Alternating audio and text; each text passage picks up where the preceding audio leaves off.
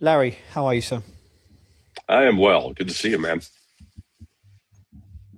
Pleasure's mine. So we joked around about a week and a half ago. Last time we spoke about hopefully jumping on a show once and having good news to talk about. That would have been the case at the beginning of this week. Yet now, instead of the people talking about the peace negotiations that are allegedly ongoing, they're talking about Houthis joining the war and a potential invasion by the US or ground attack by the US that might also involve one of the Gulf countries. So let's start there. What do you make of the latest developments? Well, number one, the Houthis have joined the war. They announced that earlier today. They've launched a missile. So now Israel's getting hit from three sides, from the north, from the south, and from the east.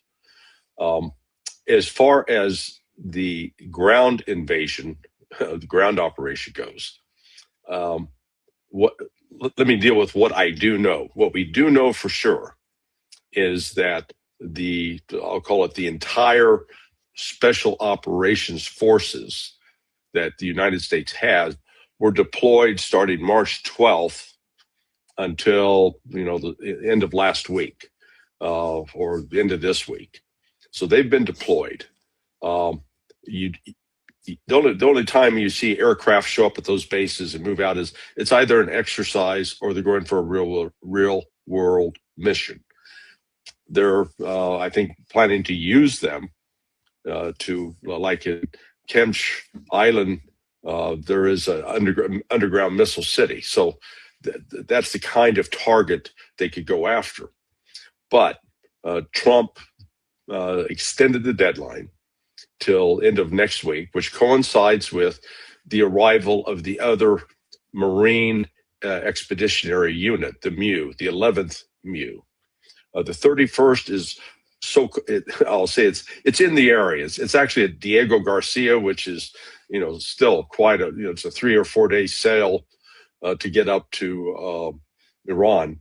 So I'm not sure if they're using this as a decoy or if they're actually planning to put them into any kind of ground mission.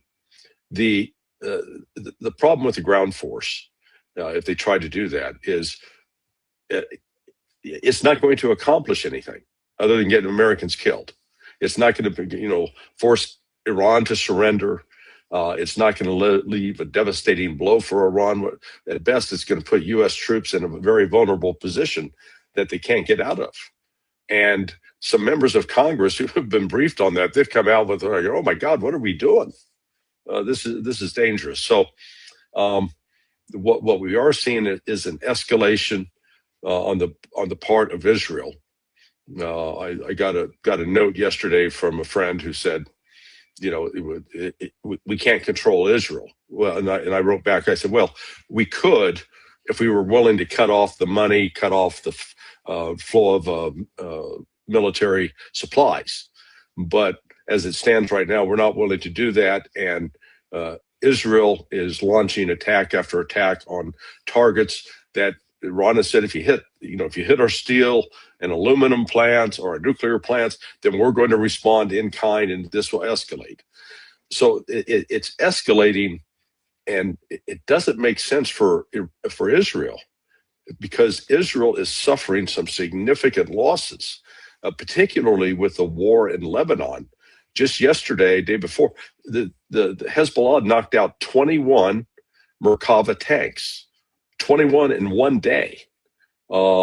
And that's I've heard that the total losses may exceed 50, which is huge, because Israel doesn't have an unlimited supply of tanks.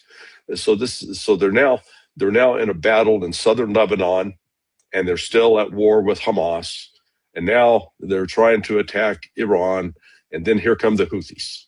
So now they got four fronts opened. So it's I guess it's making Israel act in a more erratic fashion. Because there's a lot that the Houthis could do beyond Israel. So obviously the Houthis have proven their capabilities in disrupting Saudi oil infrastructure and striking their plants there. They've got Oman on their borders as well. They could strike other Gulf countries. They could strike the UAE. So it gives so all the defense systems of these countries are really mainly covering Iran right now, because that's where the threat is from. So now you've got the opposite side as well becoming a threat. And, Correct. there's some people talking they could strike all the way to Egypt as well, and the American bases there if this war escalates further. But my question to you is, what is the strategy first of the Houthis joining now? Why now? Why during the supposed ongoing negotiations? Is it to deter a ground operation by the US? Is that the main reason? Because now, and also to deter Gulf countries from joining that ground operation. Iran has already warned these countries, and now when they know that the Houthis, which again have caused havoc in those countries years ago, mainly in the UAE and Saudi, if the Houthis are there, they could strike those Gulf countries and also cause more pressure on the global economy by closing the Bab el-Mandeb Straits. That's for me that what makes the most sense, is to deter escalation by the US, a ground operation by the US. I think it has more to do. Well, number one, the Saudis and the Emiratis joined the war yesterday. They announced, okay, we're now at war with Iran. Iran didn't waste any time retaliating and attacking the Prince Saud air base. The casualties, the U.S. suffered significant casualties, well in excess of, the New York Times is reporting it as 12. No, it's much higher than that. But it wasn't just casualties to personnel. It was destruction of aircraft, KC-135 tanker. You're talking about the strike on the Saudi airbase, yeah? Yeah. So yeah. Within that, I see this is why this is probably was a major precipitating reason that the Houthis said, okay, we're now going to join the fight. And you're right that all they have to do is threaten now to attack ships in the Red Sea. They've already done that. I'm not sure what since the Houthis started, attacking ships more than a year and a half ago, that a lot of ships are taking the route down around Africa instead of going through the Red Sea. But if whatever ships still take that route, unless they are, let's say, allies of the Houthis and or Iran, those ships will now be attacked, and they very well, shuttering the strait, at the bottom, the Bab el-Mandeb. It's going to be one more heavy weight on the world economy. That's not, the world economy already is in crisis. And that's the thing I think a lot of people don't understand or appreciate. And it's just the visible effects of it will become more apparent in the coming week, 2 weeks. But the world cannot sustain this kind of depression or downward pressure on the economy for much longer. And so the Houthis joining into the fray, I think, is designed to put more pressure both on the United States and on Israel, because despite Trump's claims about peace talks, all we got are the Pakistanis are talking to the Iranians. They're having productive conversations. But that doesn't mean that Iran now is ready to back away. In fact, I received word yesterday that Russia is going to step up its involvement in trying to settle this. But in settling it, they're not going to settle it at the expense of Iran. And I think that's a very important point. They're backing Iran in this effort. And so Trump doesn't have an easy exit ramp that he can, after all of his wild proclamations that, we've defeated the Houthis, or we've won, they've lost, we've destroyed their air force, we've destroyed their navy, we've destroyed their leadership, they're destroyed. And yet Iran keeps fighting and keeps the Strait of Hormuz closed and has stepped up its attacks on the Gulf countries. This is looking so. Just a quick point on so Saudi and the UAE have not officially declared war, so they're hinting that they could be joining the war. Many say they're already part of it in some ways. Iran is warning that they could allow the US to use their bases to attack, to invade those islands. First, on your stance, because since we last spoke, we look at the various options that the US had when it comes to ground operation. We talked about Harg Island. We talked about capturing the enriched uranium. We talked about those small islands at the entry and exit of straits. There's a few of them there. Two questions there. First, do you think now with the entry of the Houthis, you'll still see a ground operation? Will the Gulf countries be involved? And what will the ground operation, do you have more clarity on what that operation could look like based on the developments in the last few days? What is the more likely scenario? Yeah, so let's go back and look at, in theory, the ground operation is supposed, let's say, what is the goal? What's the objective? So with respect to Harg Island, you can say, okay, the objective there is to cut off Iran's shipment of oil or steal Iran's oil, where the United States would take control of it. But you don't need to invade for that reason. Well, right. So, but let's just say that that's the reason. So you get Harg Island, and suddenly you get the control of the oil, except the Iranians can turn it off on the mainland, so it's not flowing out. And one of the other, this conflicts with the U.S. broader objective of trying to get as much supply of oil out on the world market right now, because the price of oil has gone is skyrocketed. It's going to go crazy now with the Houthis joining. Like the markets are going to get so screwed, Larry, with the Houthis joining. Yeah. Like this is the worst case scenario is just unfolding right in front of us. Right. Now, if you come back and say, okay, well, the Kemch island down at the strait, that they're going to land there to take, capture the missile city and, quote, open the strait. Well, that doesn't open the strait. To open the strait, you got to step back and say, what do we need? We need to take out Iran's ability to launch drones and missiles at the strait. Well, you don't accomplish that with a ground force just on that island. That means you have to penetrate deep into Iran, and we don't have enough forces for that. You've got to take out the small speedboats that they actually carry missiles that can attack ships. You've got underwater mini subs that can launch torpedoes. You've got maritime drones. So if they try to take one of those islands, again, the ground operation doesn't make sense in terms of accomplishing something that's going to change, with the picture, we want that strait open. Well, it's not going to open the strait. The other missions they talk about, the going into Iran to capture nuclear material, the helicopters simply, they don't have the legs to get there. So the U.S. helicopters that would be launched would have to have a place where they could be refueled. And to do that refueling means you'd have to bring in an aircraft with fuel bladders, like a giant balloon that's filled with, aviation fuel.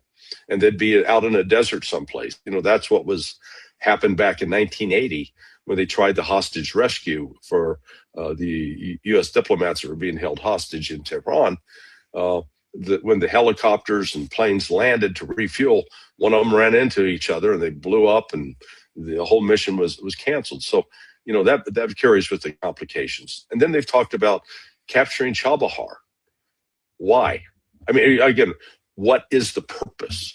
You say, well, we got control of this one port. Well, you're not going to really have control unless you put in 100,000 troops. And they're certainly not going to do that. And to even get close to put troops in there, you're going to put U.S. vessels at risk. So, from a logical standpoint, none of this makes sense. It's just like you're wanting to flex muscle for the sake of flexing muscle, but when it's all over, you haven't accomplished any tangible mission that's going to put the United States in a position to bring the war to an end. So Iran, Iran is preparing for that as well. That's what I don't get. The operational security on this is just completely out the door, outside the bounds. Because normally, if you're preparing these kinds of missions, you don't talk about it. It's like the old movie Fight Club. You don't talk about first rule of Fight Club. You don't talk about Fight Club. So you don't talk about it. You don't advertise it, and you certainly try to disguise your activity. But they didn't disguise sending these C-17s, 35 of them, to five bases that are homes for special operations forces. So, I mean, it was open information. Everybody's tracking that. And I don't believe that was just some elaborate decoy, because the troops were actually loaded up and they were deployed to two spots in Jordan and one spot in Israel. I just don't. I don't see. I'm struggling, and I do this. I try to understand, and I think you're trying to as well, what a ground operation, a logical ground operation would look like. You've gone through the various scenarios from Shabahar, which is in the southeast of Iran, just at the edge of Iran, near the border with Pakistan, and then you've talked about the other big island, just at the Strait of Hormuz, the Keshem Island, which is Kemsh. It's a massive island. That's what it's more of a country than an island. And then you've got the smaller islands, like the ones that are disputed with the UAE, the Bu Musa and the Tunub Islands, the Credit and Lesser Tunub. And then you go all the way down to the west of Kharg Island, which is near Kuwait. So you've got all these different options, and all of them, the objective would be, and obviously there's the talk about capturing the enriched uranium, but that's too Hollywood-like to even discuss. I think it's not really on the table. It's more of a bluff, to be honest. Yeah. So if you look at these options, all of them are just very, like, if you're not able to stop Iran militarily from striking the Gulf, from striking American bases, you talk about the strikes on the Saudi base where there's about 8 or 10 or 12 or 14 casualties on the American side, no deaths, just injuries, and a few aircrafts that were damaged as well. And then we talk about the daily attacks on Israel, putting Hezbollah aside. And now you've added Hezbollah, the Houthis to the mix. And I'd love you to kind of dig into further on what their capabilities really are, because they are a bit of a mystery, an underestimated mystery. We saw the operation a couple of years ago by the US against the Houthis that did not achieve its objectives, and kind of removing that threat from the Red Sea, from the Bab el-Mandeb Strait. That hasn't worked. But if the Houthis, like, we're already in a bad position, we're talking about ongoing negotiations. I still don't know why the Houthis joined now. Why didn't they join 4 weeks ago? They didn't join with Hezbollah. Why don't they join in 2 to 4 weeks from now? Why now? I would link it to the negotiations or the threats of a ground operation. But there's two things happening. First, I'm struggling to make sense of the ground operation, but we've really butchered that, trying to understand it. But can you just explain more, maybe, how big of a difference to the war do you think the Houthis would make? And what do you think they'll strike? What is their escalation ladder? Well, apart from they did launch missiles into southern Israel. And so that's where Israeli military bases are, as well as Dimona, the nuclear facility. So they put pressure there.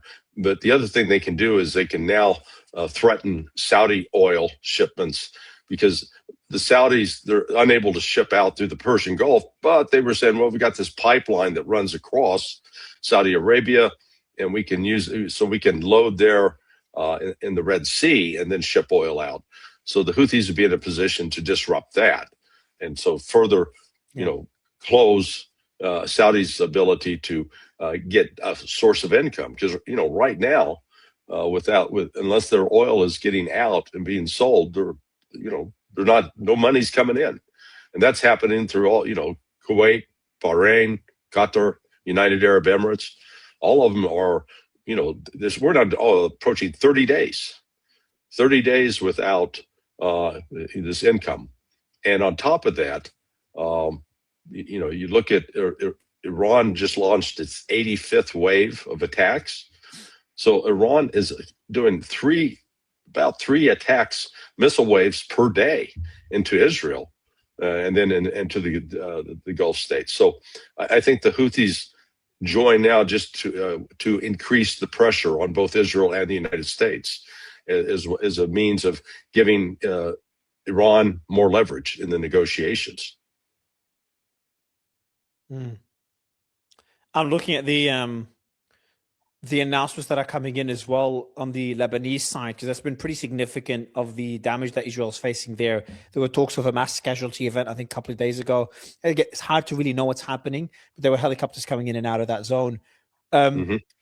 Just before we dig into Lebanon, because these developments are important, you hinted at the beginning of the conversation. Back to the Houthis. There were talks about the Houthis doing a deal with Saudi and moving away from Iran. And there's also some people speculating that the Houthis were seeing how the war develops. They've got agency. They're proxies, but they're more allies than proxies. They have a country in Iran. Sure. They're not like a small military group, like a militia in Iraq. Right. So a lot of people were saying they were watching how this war progresses before they pick a side. Some saying they could negotiate a deal with the Saudis. Are these possibilities? Could they have been waiting and now they see Iran is doing better than expected and they decided to join Iran? Because now Iran, and we haven't even talked, me and you, about the peace deal and the various terms by both sides. We'll dig into that in a bit. But Iran is asking for a lot. They're asking for the removal of American bases as well as the control of the Strait of Hormuz. So is it possible the Houthis just are seeing the Iranians do much better than expected and now they've decided to join? Or does it go back to the timing from a strategic perspective? They were always going to join. No, I think they were always going to join. I think they were just waiting for the right moment.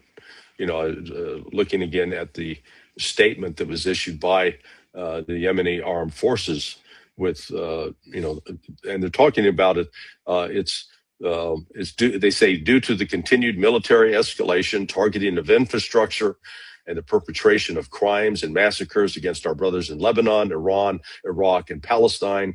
The Yemeni armed forces, with the help of Allah and relying on him, have carried out their first military operation by launching ballistic missiles targeting sensitive military objectives of the Israeli enemy south of occupied Palestine. So, I think it's the sum total of this as the war has escalated. Because remember, the Houthis took a bit of a beating last March, or March, April into May, for 7 weeks. They suffered casualties, but I think that weighing in now is a way of saying, there's no future with Saudi Arabia. I mean, the chances of a negotiated settlement between the Saudis and the Yemenis, I think, is below zero. So they're voting now with their missiles. They have enough capability to be at least a nuisance to Israel, if not actually pose a significant threat. They're much weaker than Hezbollah, correct? Even the current Hezbollah, yes. The one that's been pummeled for years. The Houthis are much weaker. Yeah, they're not in the same league. They've got some more sophisticated missiles than Hezbollah, but Hezbollah's real strength is they have built these underground bunkers that lace all of that territory south of the Litani River, and Israel, as they try to advance into that, they're getting chewed up. I mean, losing 21 tanks in just one engagement. Good grief. I don't think Ukraine or Russia have wiped out that many tanks from the other side in that war. Let's talk about Hezbollah. What do you make of the war with them in Israel so far? They've exceeded expectations. Again, it's hard to know what's happening on the ground, but there's a lot of reports on casualties on the Israeli side. I think there's a report by a former military official. I wish I could find the quote. I've been mentioning it a few times, saying that they've been really shocked or surprised of the damage, not only of the capabilities of Hezbollah, but also the damage they've been able to inflict on the Israeli forces. Is that what you're seeing as well, talking to different people and watching the developments? Look, this is in some ways, say, deja vu all over again, a reprise of 2006, where the Israelis have this, they state this objective, okay, we're going to take control of southern Lebanon and, give us both a buffer zone and maybe new territory. But Hezbollah is not some minor radical terrorist group. They are a political force, a movement. They represent the Shia population there in southern Lebanon. They have been in place now for almost 50 years, and they've evolved. They started off as this militant group, just trying to fight the Israeli encroachment, to have become a broad-based political movement, an economic force, as well as a military force. And this is why when, a year or so ago, when they killed Nasrallah, when Nasrallah was assassinated by Israel, And then they had the exploding pagers and the exploding cell phones. And there was all this celebration in the West that, oh, boy, we've decimated Hezbollah. I was saying at the time, no. And when Syria fell with Bashar al-Assad, so you were no longer getting flights into Damascus with military supplies for Hezbollah.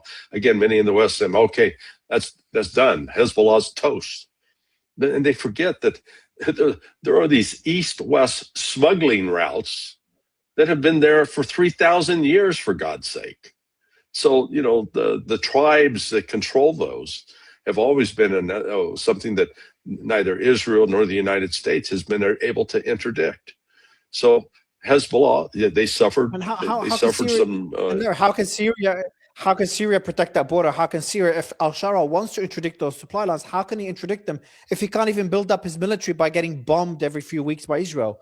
So Israel is doing a disservice for themselves by bombing the military that's meant to stop the supply of weapons into Hezbollah.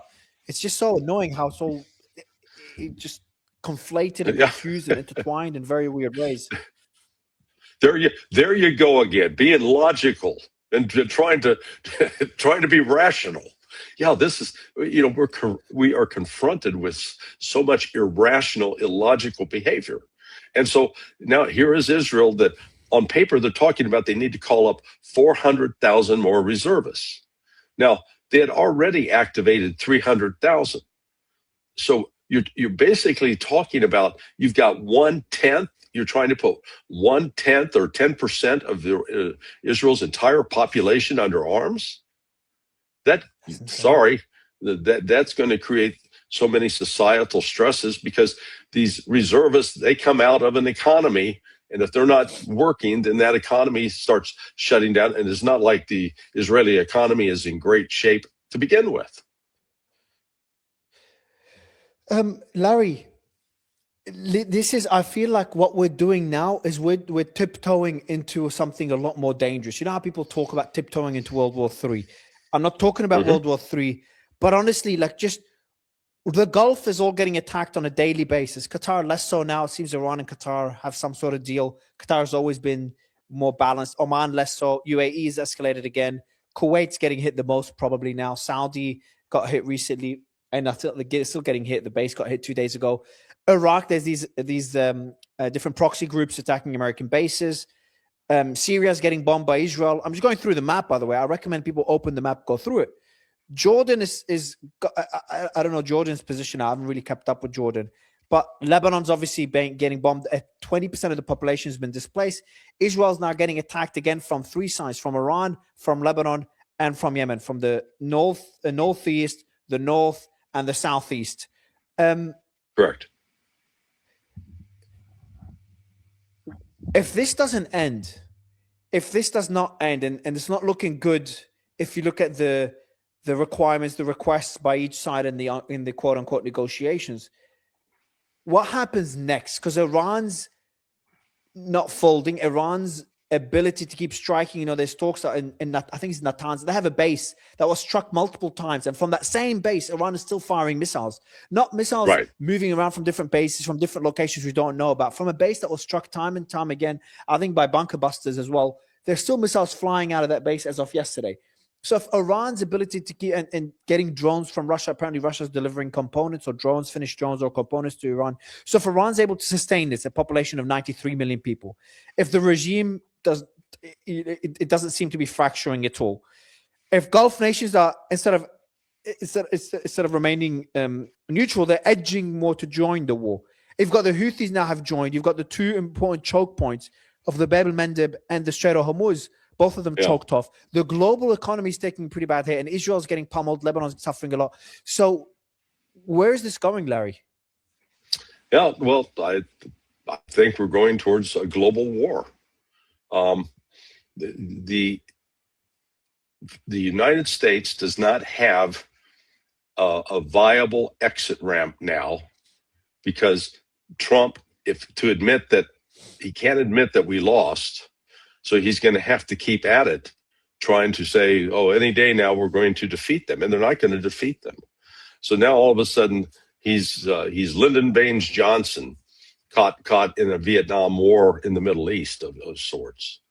The advantage Iran has is, it's a system that, although it's controlled by mullahs as far as the Islamic Republic aspect of it, it's still a democracy.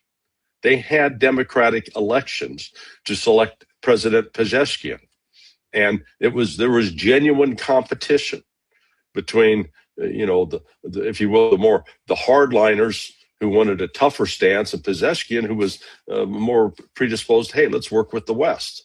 Now, what's happened as a result of these U.S.-Israeli attacks on Iran, it's hardened across the board. Now, going to the different Gulf states, Saudis, a monarchy, they don't have any political, they got subjects. They don't have citizens. The citizens that don't have rights protected by a constitution or anything. Same applies to Bahrain, to Kuwait, to Qatar, and to the United Arab Emirates. Yeah, I mean, let's face it, the UAE is an artificial creation to start with. It doesn't even come out of some natural, some tribe that controlled the area and they've now ascended. So they are inherently weak politically. They're very fragile systems. They don't have a basis of popular support. And so what if the UAE and Saudi Arabia say, okay, we're entering the war now? With what? It's not like they got a mass Praetorian guard of very effective fighters. So all they're going to do is then make themselves a bigger target, because up to this point, Iran has not been going after their military infrastructure. They've been going after the U.S. military infrastructure in those countries. The other players here are China and Russia that are going, again, the word I got, I was supposed to go to Russia mid-April with the International Unity Club. It's similar to like when you and I were there together last March. And it was, they got the word, hey, the Kremlin, because there were speakers and people involved from the Putin administration, they shut it down. They said, no, can't handle this now because we're focused on the war in Iran. So Russia's getting ready to do something diplomatically, militarily, I don't know what, but Russia's going to get more involved within the next 3 weeks. And I think part of it is to see if they can find a negotiated settlement. What we're witnessing, though, now is the complete breakdown of the international system, both economically and politically. Remember the League of Nations that was set up at the end of World War I to be this organization that was going to promote peace among the countries? It became irrelevant in the 1930s. Yet it still existed as had an office, it had employees, and people went to work there until 1945. It became irrelevant. That's where the UN is now. The UN now has proven itself incapable of stopping any wars, and to be a system where the respect for international law, rules and laws. The United States has been very clear. Trump, and not just Trump, but Marco Rubio and Stephen Miller, his advisor, that the United States doesn't recognize international law anymore. Forget that. We are the law of the jungle, and it's our power that is going to let us do Larry, what we want. I want to go back to a statement you've made that's very important. You said Russia could be doing more when it comes to this war. Strategically, it makes total sense. The US miscalculated and is now stuck in a quagmire that could weaken the American military. There's reports now of the US. Let me find that. You know the numbers really well of their production capacity. But there's one here that the US can make, 90 Tomahawks, I think, a month, something along those lines. And they've already spent, let me try to find it. 90 I think it's 90 a year. Maybe 90 a year. Exactly. A year, sorry. They could produce 90 a year, and they've already spent hundreds in this war alone so far. Right. It's not ended. And so the US has fired over 850 Tomahawks at Iran in just 4 weeks. And as you said, this tweet doesn't include it, but they can produce 90 a year. So they've fired 10 years worth of Tomahawk missiles. Right.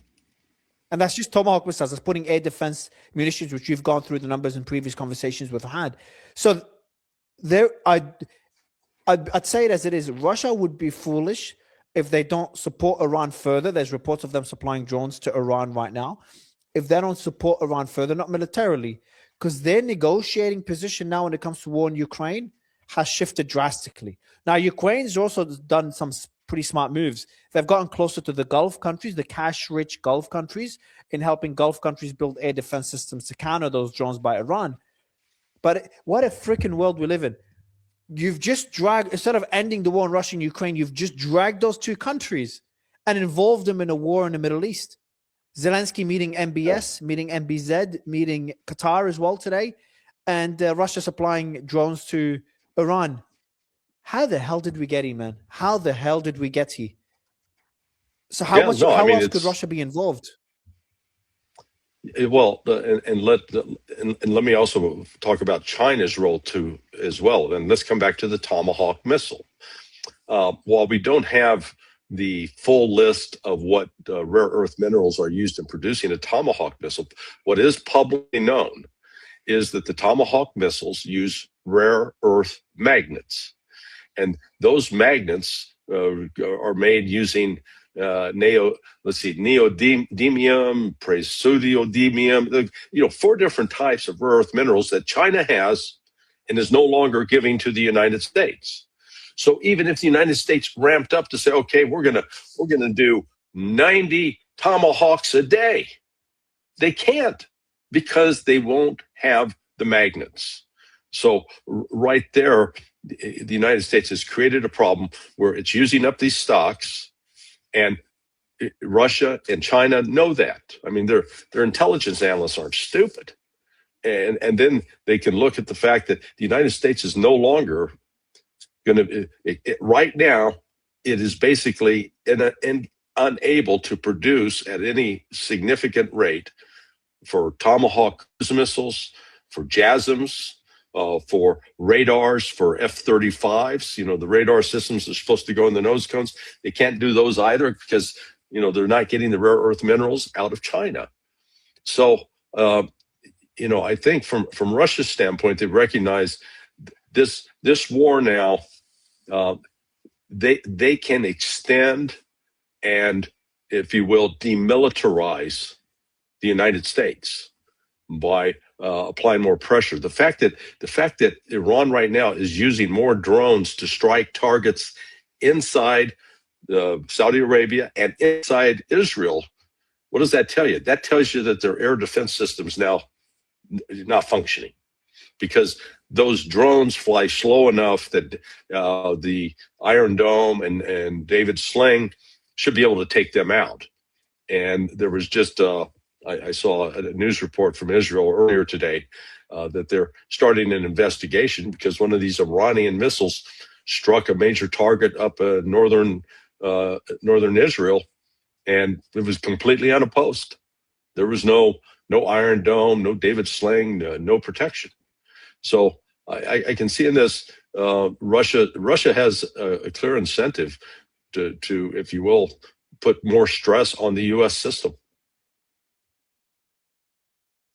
I was talking to Malcolm Nance a few days ago, and he was warning about something that more and more people are talking about now, and that is a ground operation by Iran against the Gulf. There's 1 million troops sitting there doing nothing, the besieged, the Artesh, the traditional military, the IRGC. How realistic is that? How difficult or easy would it be for Israel and the US to spot these troops amassing at the coastline and be able to strike them before they go onto boats and head towards the Gulf? Yeah, very easy. That's, I know Malcolm.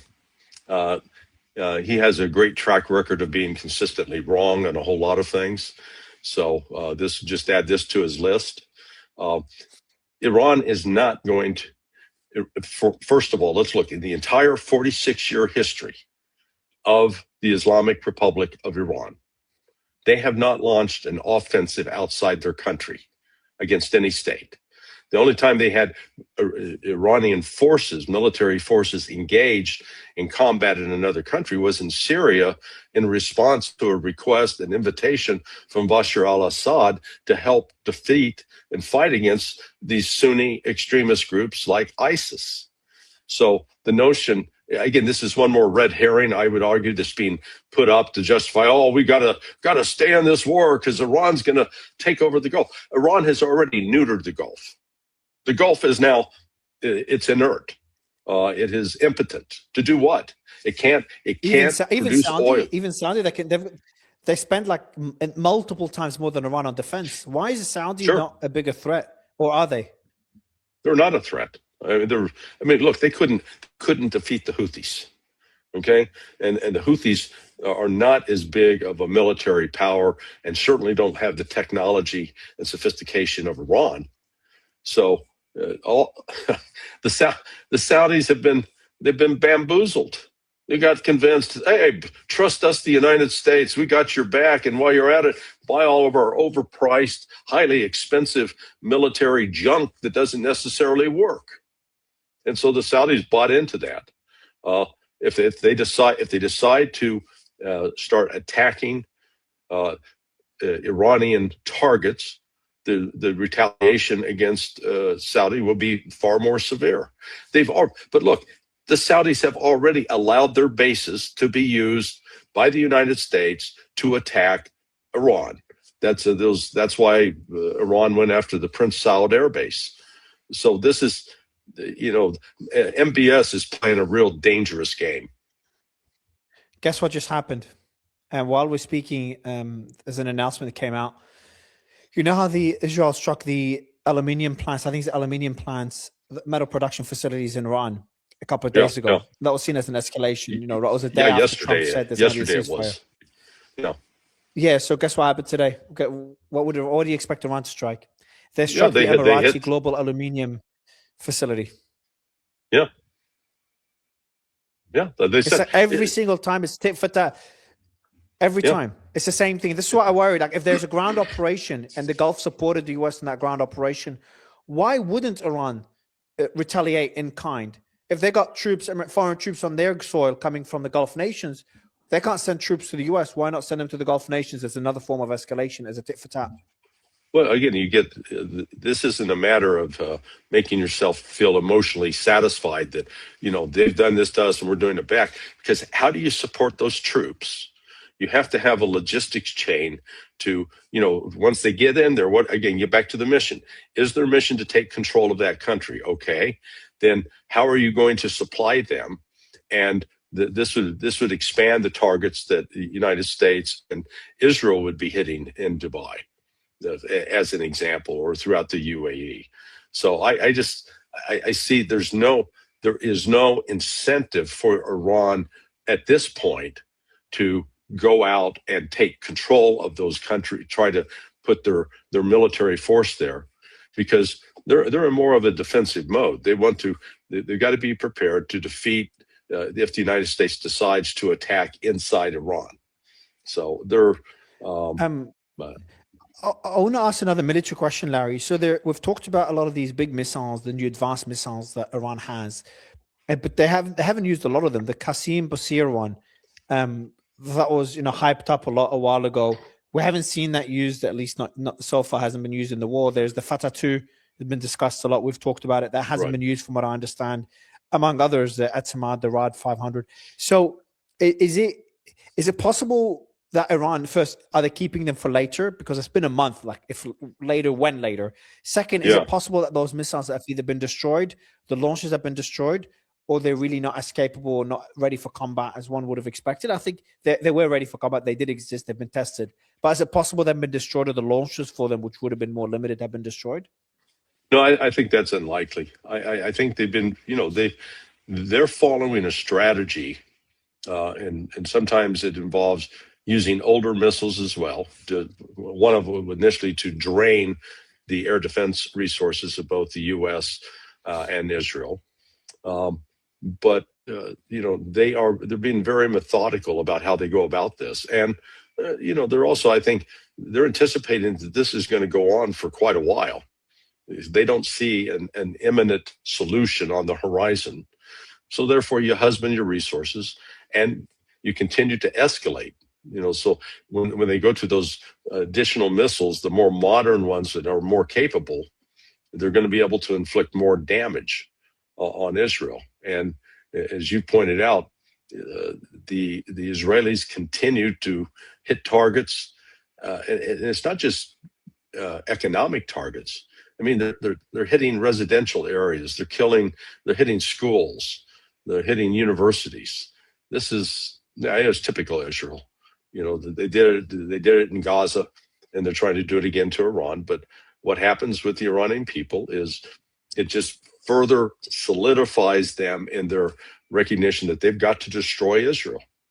That's I think the dangerous thing about this, that that's not leaving any off ramp for recognizing Israel as a legitimate country that should be allowed to continue to exist. I think it's building up the attitude that Israel must be destroyed, and that is where the danger of the escalation comes. There's the report that came out of the US that they've destroyed a third of the missiles, Iranian missiles. Another third have been either buried or damaged, and a third are remaining. First, a third is a lot more than one would have expected coming out of American intelligence. So a third remaining is still a pretty big amount. Not sure how accurate it is. A third of how many missiles were they expected to have? Like 10,000? How many was it they were meant to have before the war started? 15,000? Actually, they were estimating. They were estimating, if I recall correctly, I think U.S. intelligence was estimating that Iran only had 3,000 missiles. Now, that's been clearly proven wrong. And the reason I've argued all along, I don't think U.S. intelligence has a clue, because these missile cities are underground. Their production facilities are underground. They're not above ground. It's one thing if you've got an above ground factory that's churning out missiles, because you can count them. You got overhead satellites, and believe me, there are analysts out in the CIA, and now what used to be called NPIC is now National Geospatial Agency, that have to sit there and look at photograph after photograph, and they can count. There's one missile coming out. There's two missiles. So when it was above ground, it's easy to track. Well, they haven't been tracking it. They haven't had a clue for 20 years. Iran's built this underground facility. So the only way you get that intelligence is you've got to get somebody on the inside who is either working in those missile cities. They can tell you exactly how many they produce per day or per week or per month. And then it's a human intelligence. I don't think we've had, either ourselves nor the Israelis have had good intelligence on that front. Because clearly they've underestimated what Iran's capability is in this regard. And remember, in the early days of this operation, they were saying, "Oh, we destroyed 90%," and now they're saying, "Okay, well, maybe it's a third now." So we're going from 90 to a third. Yeah, exactly. That's the point I was trying to make earlier. Is that the claim of a third is actually a lot. Now you're saying even a third is. A third left is too little. They have a lot more left. You're right. The estimates were 3,000, according to CENTCOM. Other analysts were saying as high as 8,000. So it depends who you listen to on how many missiles they had. Obviously, they could have had even more. It's impossible to really know. The Houthis are even more mysterious on what their capabilities are. Right. We know that. Right. We know that they're not as capable, as you said, as Hezbollah, and obviously not as capable as Iran. But they're also more capable than what people expected 2 years ago during the war, or a year ago during that war. The last thing I want to ask you about, Larry, and by the way, Glenn Diesen is going to be joining in a few minutes as well. So we'll have you both on for a couple of minutes. You say hi to him. All right, cool. Friend. And then, but I have a question for you on the deal that's on the table. So that's what I said. I started this conversation by saying, me and you are waiting for the day, or at least I'm waiting for the day where I have you on, Larry, like, hey, Larry, great news. What do you think of this new peace plan? The war ended. What do you think of the rebuilding efforts? How's the region going to look like post this war? Which is something people are not discussing enough. A lot of people are talking about how the Gulf is turning on Iran now, but no one's talking about what the Gulf will do once this war ends. Because while they're not happy with Iran, they're also not happy with the US, and they're definitely not happy with Israel after this. But let's look at the deal on the table. The US has asked for the dismantling of the Natanz, Fordo, Isfahan, the nuclear facilities in Iran, zero enrichment forever, and hand over all enriched uranium to the IAEA, cap ballistic missiles not only in range, but also in quantity, which for me is too maximalist of a demand. Cut off Hezbollah and the Houthis and Hamas completely. I think unlikely after you saw Houthis and Hezbollah jump in to support Iran. I don't think Iran will throw them under the bus. Reopen the Strait of Hormuz and a 30-day ceasefire. So that's what the US asked for as part of a 15-point plan. It's kind of summarized. What Iran is asking for is, number one, sanctions relief. It's a big one. Stop all strikes and assassination immediately. Provide guarantees. Not sure who can guarantee Iran against attacks by the US. Pay war reparations or compensation for the war. Recognize Iran's sovereignty. Recognize Iran's sovereignty over the Strait of Hormuz. That's a big demand. Yeah. Touch nothing in terms of nuclear program, missiles, the proxies, keep everything as is. American bases out, and a cessation of hostilities. So it seems that the US is requesting Iran to completely give up all of its military capabilities. Correct. And Iran's essentially requesting the US to give up all of its bases in the region, remove its sanctions, and keep Iran as it was before the war. Yeah. Completely opposite positions, way further apart than Russia and Ukraine ever were. Correct. Yeah. Yeah. So there's no foundation for negotiations. However, so one thing I think Russia could do, now this may sound, you may say, that's crazy, but the one guarantee that Russia could give that would probably ensure that Iran would never be attacked again is that Russia would deploy nuclear tipped missiles to Iran and say, in the event that if Iran is attacked by Israel or by the United States, it will have the ability with our support to respond with nuclear weapons. I think that's the only thing that would really guarantee that Israel and the United States would have to back off and not try any of this madness again. Now, I said that sounds far-fetched. That is insane. But, like similar to Belarus. That's insane. But look, is sort of what Russia did with Belarus. That's an excellent observation on your part, because remember, Russia said, okay, we're going to put those Oreshnik missiles now in Belarus. And so who's talking about attacking Belarus? Nobody. So that I'll call that out of the box thinking. But otherwise, what kind of guarantee could Russia give, a tangible guarantee that would actually deter Israel from ever attacking Iran again?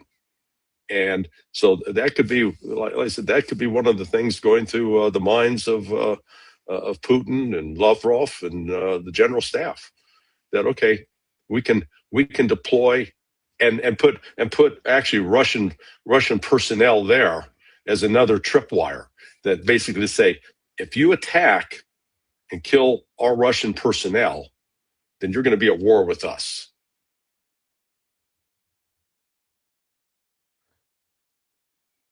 Fucking hell. That could be used as a negotiating tactic as well for Russia as they try to end the war in Ukraine. They're like, you know what, we're going to open that door of a possibility of, because like the US is in a corner right now. I think this is the first time I agree with you more than ever. They are in a very difficult position unless, again, we see a complete capitulation of the regime, or we see the amount of missiles drop to almost zero across the Gulf and stuff, which seems so unlikely based on what we're seeing. But unless something drastically changes in Iran, the US is in a very difficult position. But I also worry that if you push the US and Israel into a corner to a certain extent, there's more they could do as well. You know, the US could go out there and just start bombing the hell out of Iran, irrespective of what that could do to the Gulf and to the global economy. Because remember, the US is energy self-sufficient to an extent. Right. And the Gulf are important to Trump, but to what extent? Because if they were as important as one would have assumed a year ago, we wouldn't be in this war in the first place, knowing what damage it could cause the Gulf. So my worry is that a lot of people have mentioned the risk of Israel using a tactical nuke, which I've always said was highly unlikely. But isn't that a worry of yours? We've never discussed it. Isn't that a worry? Yeah. Like, what would Israel do if there's nuclear weapons on Iran, their arch nemesis? Yeah, the chances of that happening, I think, are significant. I don't think they're insignificant. And despite Israel's claim that the wars that they're making progress with the war, they are the reports that came out of Israel the other day from the chief of staff of the IDF, the Israeli Defense Force, was he identified what he called 10 red flags. And basically the message was Israel doesn't have the manpower. The existing manpower that's been deployed is completely stressed out, exhausted. We're not able to really accomplish these military objectives we set for ourselves. And we got to figure out a way to, basically back out. And which just goes against the grain of all of the radicals, the Ben Gavirs, the Smotriches, these I call them Zionist extremists that see that Israel must, conquer all of this territory. It's just, you can't fight a 3-4 front war when you're 7 million people or 8 million people. And then, and to make, matters worse, the Iranians are destroying critical infrastructure in Israel, going after, they haven't wiped out the power grid yet. But if Israel continues to attack that in Iran, then, as you noted earlier, the tit for tat's going to kick in. And we're already seeing that now. The Brent is now up over 100. The oil is now up over $112. That's up $4 and almost $5 in the last 24 hours. Similar to the West Texas Intermediate crude, it's right on the cusp of $100. So this economic punch in the gut, it's going to continue. Here's your common friend, Glenn. How are you? Hey. Oh, very good. Hi, Larry. How are you as well? Hey, man. Good to see you. You look relaxed. Yeah, I'm dressed like Mario today. I was gonna say I missed your regular Hawaiian shirt to the. Yeah, I'm in Calgary. I'm here with Alex Craner, among others. So I couldn't bring the Florida shirt to Canada. Too cold. But we're just talking, Glenn, and Larry will jump off in a couple of minutes, but we're just talking about what it means for the Houthis to join the war and how this continues to escalate. We've talked about it, me and you, Glenn, into a regional conflict. But I'll ask Larry one last question on this, and Glenn, I'd love you to jump in afterwards. But Larry, just last question for you is a great conversation as always, is if I ask you to speculate again, based on the latest developments and now the Houthis joining, the week started with negotiations on Monday and now talking about the Houthis joining. Where do you see this ending by, let's say, end of next month? Actually, by the end of next month, I think, unless there's this out of the box idea with Russia coming in, and I don't know if Glenn heard it. I was saying that I have heard that the Russians are getting heavily involved with this in the next. They actually anticipate they might be able to bring an end to this in 4 weeks, is what I've heard. But one guarantee, if one of the key things is Iran's going to want to guarantee we're never going to be attacked again. Well, what could that guarantee consist of? I said Russia could deploy nuclear weapons to Iran in the same fashion that they deployed the Oreshniks into Belarus, and saying, okay, Iran now has nuclear weapons because we've got their back, and if they're attacked, they'll be used. Now, out of the box, but that I think that could have some substance there. Apart from that, this war will continue to drag on, I think, for at least on that. Just hold on. On that point, out of the box idea, before you give us your thoughts where the war will go on for, that out of the box idea, we live in a world of out of the box ideas becoming reality in the last month. Glenn, what do you think of that possibility of because Russia's already sending drones to Iran? And Larry was talking about an event he was meant to attend getting cancelled because Russia wants to focus fully on Iran. Do you worry about that possibility? Could it escalate to a level where Russia has an Oreshnik deployed in Iran? I think it could. Well, I think that would be the more likely way that the Russians would contribute, that is to send missiles, provide intelligence, but keep it at a lower level to avoid a direct shooting war with the United States. Again, this is the same reason why they wouldn't want to get involved in Venezuela. Don't mess around in America's own backyard. But again, I think they're already, the Ukraine war is already consuming a lot of their focus and the resources.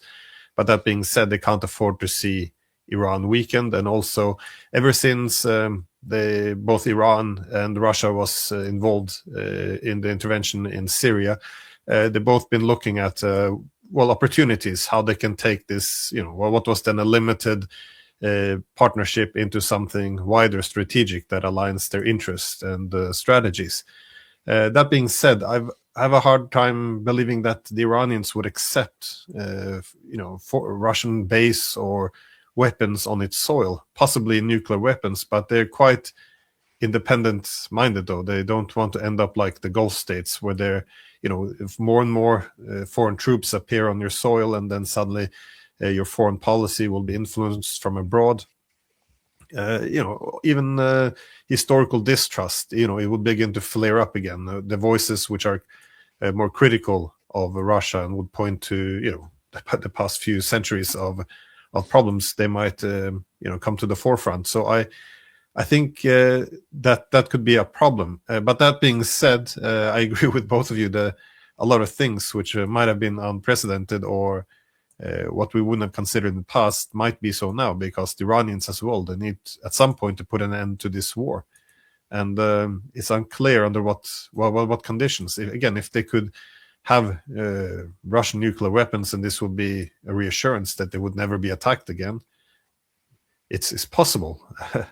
Again, but Belarus, they're a union state with Russia.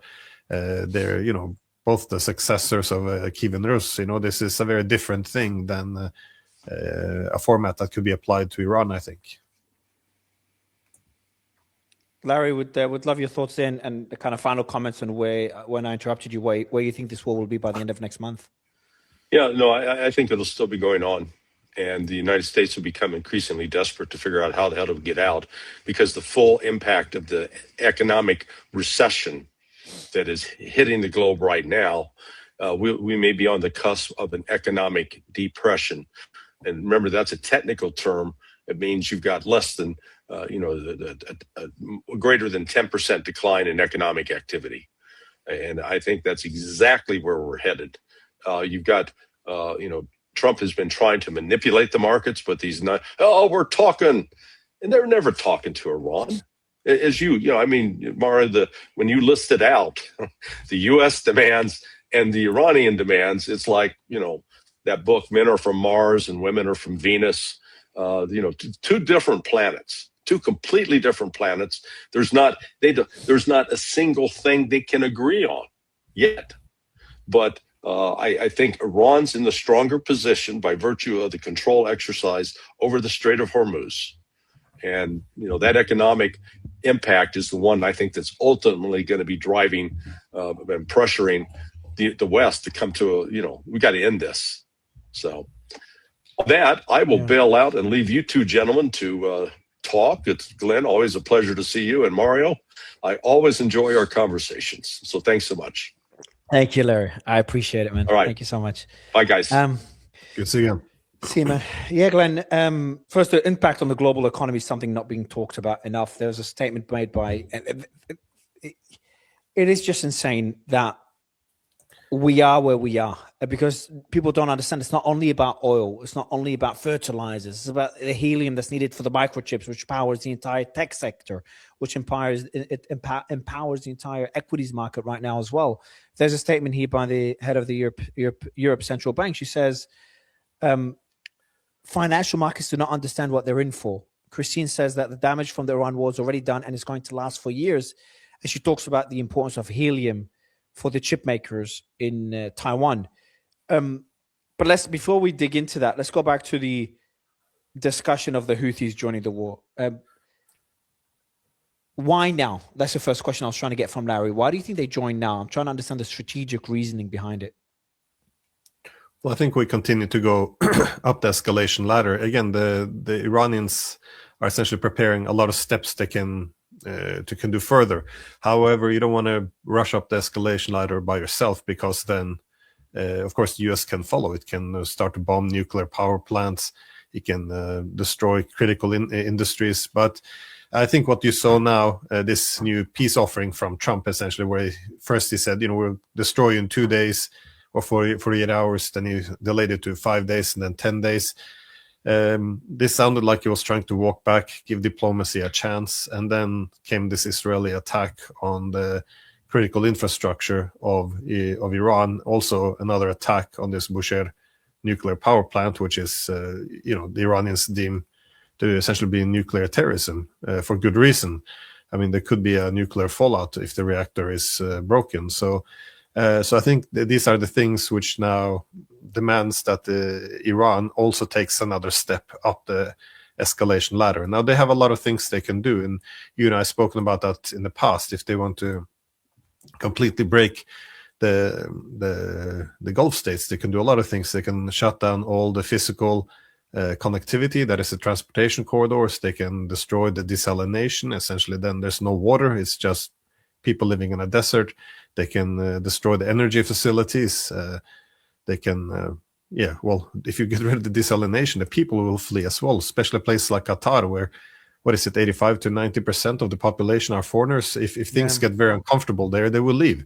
So they have a way of shutting down these countries. And I think Yemen activating this one is, again, the reason why we discussed it before it happened was because this is rather predictable. By shutting down the Strait of Hormuz, you've taken off the eastern coast of, for example, Saudi Arabia. They still have a coast on the other side. Now, by activating Yemen, now you can shut down the access to the Red Sea as well. This is not just a problem for the Gulf states, but it's also a problem for the global economy. So Iran can bring a lot of pain. So I think this would be a response to it. Again, I don't know what the deal was with the Americans on this one. Did the Israelis attack without coordinating with the Americans, or was this just more deception of Trump's diplomacy? That is, they're playing good cop, bad cop kind of thing. I really don't know, but I think Iran just puts them in the same camp and retaliate accordingly. So, no, I think it was predictable, given that you and I did predict it. So, Professor Mearsheimer told you in your interview today, I think it is, or yesterday, that Iran will win the war. Trump will have no choice but to give in to most of Iran's demands, and it will be a humiliating defeat for the US. Which demands do you think that Iran will the US will have to give in to, and which ones do you think Iran will remove off the table? So to go through the demands, there's the removal of the sanctions, which, let me guess, I think America will respond to that. Will accept that. Removal of the sanctions, cessation of hostilities against Iran and Hezbollah. I think they'll accept that. American bases out of the region, I think Iran will remove that off the table. So the sanctions, yes. Cessation of hostilities on Hezbollah, yes. I think the US will accept both these. Bases out of the region, not. The US will not accept. I think Iran will concede on that one. Keeping the nuclear program, missile proxies, all off the table. I think, no, the nuclear program will probably will have to be brought down. The enriched uranium will have to be sent out of the country. So I don't think that one the US will accept to keep as is, because that'll be too humiliating of a loss. The recognition of Iran's sovereignty over the Strait of Hormuz, I just don't see a scenario where Gulf nations would accept that under any terms, and I don't think the US will accept it either. War reparations, I think the US will accept that, structured in a way like investments, guarantees, and security guarantees. I think it's meaningless anyway. Where do you stand on this? And not only from your conversation with Professor Mearsheimer, but you personally, what terms do you think that the US will concede on? Well, it's difficult to say. Again, the key problem is, besides the cold, hard, rational facts, is also the problem is that Trump, has been talking too much in terms of, he already defeated Iran. if you switch over to Fox News, they're talking about how Iran has to pay reparations to the US to pay back the money for the bombs it spent, money spent on bombing Iran, essentially. So they've taken it so far. So it's going to be hard to walk back some of this. But I do think that there is possibility for a settlement. Again, so far, what the US asked for was essentially Iran's capitulation. That is, no civilian nuclear program, no conventional deterrence in terms of regional allies or ballistic missiles with, in terms of the quantity as well as the quality, while Iran wants America's capitulation. That is, remove your bases from the region and remove all sanctions. So, but I think there is a meeting point. Again, on the nuclear issue, I think there's always been a possibility for finding an agreement. That's why we had the JCPOA. And if that would include something like, sending some of the enriched uranium, for example, to Russia, then, it is possible that something could be arranged. So I wouldn't exclude that. One of the reasons why the US never accepted a deal with Iran was because it was the Americans that linked the nuclear issue to other things. They said, well, the nuclear issue is fine and well, but you have too many ballistic missiles. They travel too far. And you have all these partnerships in the region, which they consider to be terrorism. So here is the problem, that the US also wanted to dismantle this. But this is Iran's conventional deterrence. That is alliances and ballistic missiles and drones. So they can't give this up, especially now after 2 surprise attacks. If anything, they need more. And if they can't have more, then they should consider nuclear weapons. I mean, from the Iranian perspective, because they need a deterrent. So there's a lot of areas where there's no room for negotiations. Then the nuclear issue, I agree, but giving up is conventional deterrence, no. I think, given that this is a difficult demand put on the Americans, sorry, I forgot the basis. I don't think it's either or. I think you can have halfway. A lot of these bases have been damaged. A lot of the Western troops have been chased out of Iraq. If there's a reduction, I mean, it's not either no bases or the same amount of bases. Something could be agreed upon. And but I just think that if, again, the two sides are very far apart, and if it's not possible to make a deal, the Iranians essentially see a pathway they can achieve their objectives on the battlefield. That is, as you said, the key to the whole thing is the Strait of Hormuz. If this is blocked under Iranian control, they essentially set up a toll booth there, then they can get the reparations from the Gulf states for having attacked it. They can condition access on expelling US troops from their land. They can force them to trade in other currencies than the US dollar to dismantle the whole petrodollar, which links the US to the region. This is crazy. This is so... Sorry, just take a pause for a second. Do you understand how insane this all sounds? But they're doing it now. They're already charging boats. Yeah, it's happening. Exactly. But I'm telling you how insane reality sounds, Glenn. We're talking about I agree. Iran treating the Strait of Hormuz like the Suez Canal in Egypt, one of the most important energy choke points. We're talking about most sectors in the global economy taking a hit right now, and they will be facing catastrophic shortages if this war doesn't end. We're talking a war that needs to end, but that neither side has a clear off-ramp or willingness to end. At least one side doesn't have willingness, and both sides don't have an off-ramp that makes sense for them considering their position. And now we have the Houthis joining to close another important energy choke point. And the Gulf are still getting struck. I thought the Gulf getting struck is going to be like the beginning of the war, and maybe cause when I saw Iran strike the Gulf, I'm like, all right, cool. That will force Trump to end the war soon. There's no way Trump's going to continue the war with his friends in the Gulf that helped him so much, donated so much money, getting hammered on a daily basis. That's become the norm. It's become the norm so much so that people are speculating those countries will join the war and will allow the US to use their bases to invade some of these islands, some of these Iranian islands. Well, this is, I think, a return to history or politics. Again, if you want to look at the last 500 years of Western leadership or dominance, it began 500 years ago by Western maritime powers seeking to reconnect the world, following the collapse of the ancient Silk Road, all of this. This is the source, controlling ports, key maritime corridors. This is how you set up trade post empires. This is the source then what became colonialism. This is what has been a key strategy of all of the British when they had a hegemon after the Napoleonic Wars and the Pax Britannica. After World War II, this is key to U.S. power, as was envisioned by Alfred Mahan, and that is after World War II, controlling a lot of the key maritime corridors with its navy, asserting control over important resources, especially in the Middle East. Saudi Arabia was an important part of this equation after the Second World War. So this is now an old thing. We kind of over the past 30 years now start to talk about the open liberal economic system where everyone has the freedom of navigation, but this freedom was essentially under U.S. maritime control. And this was because, they were a comfortable hegemon, a benign hegemon, even one could say.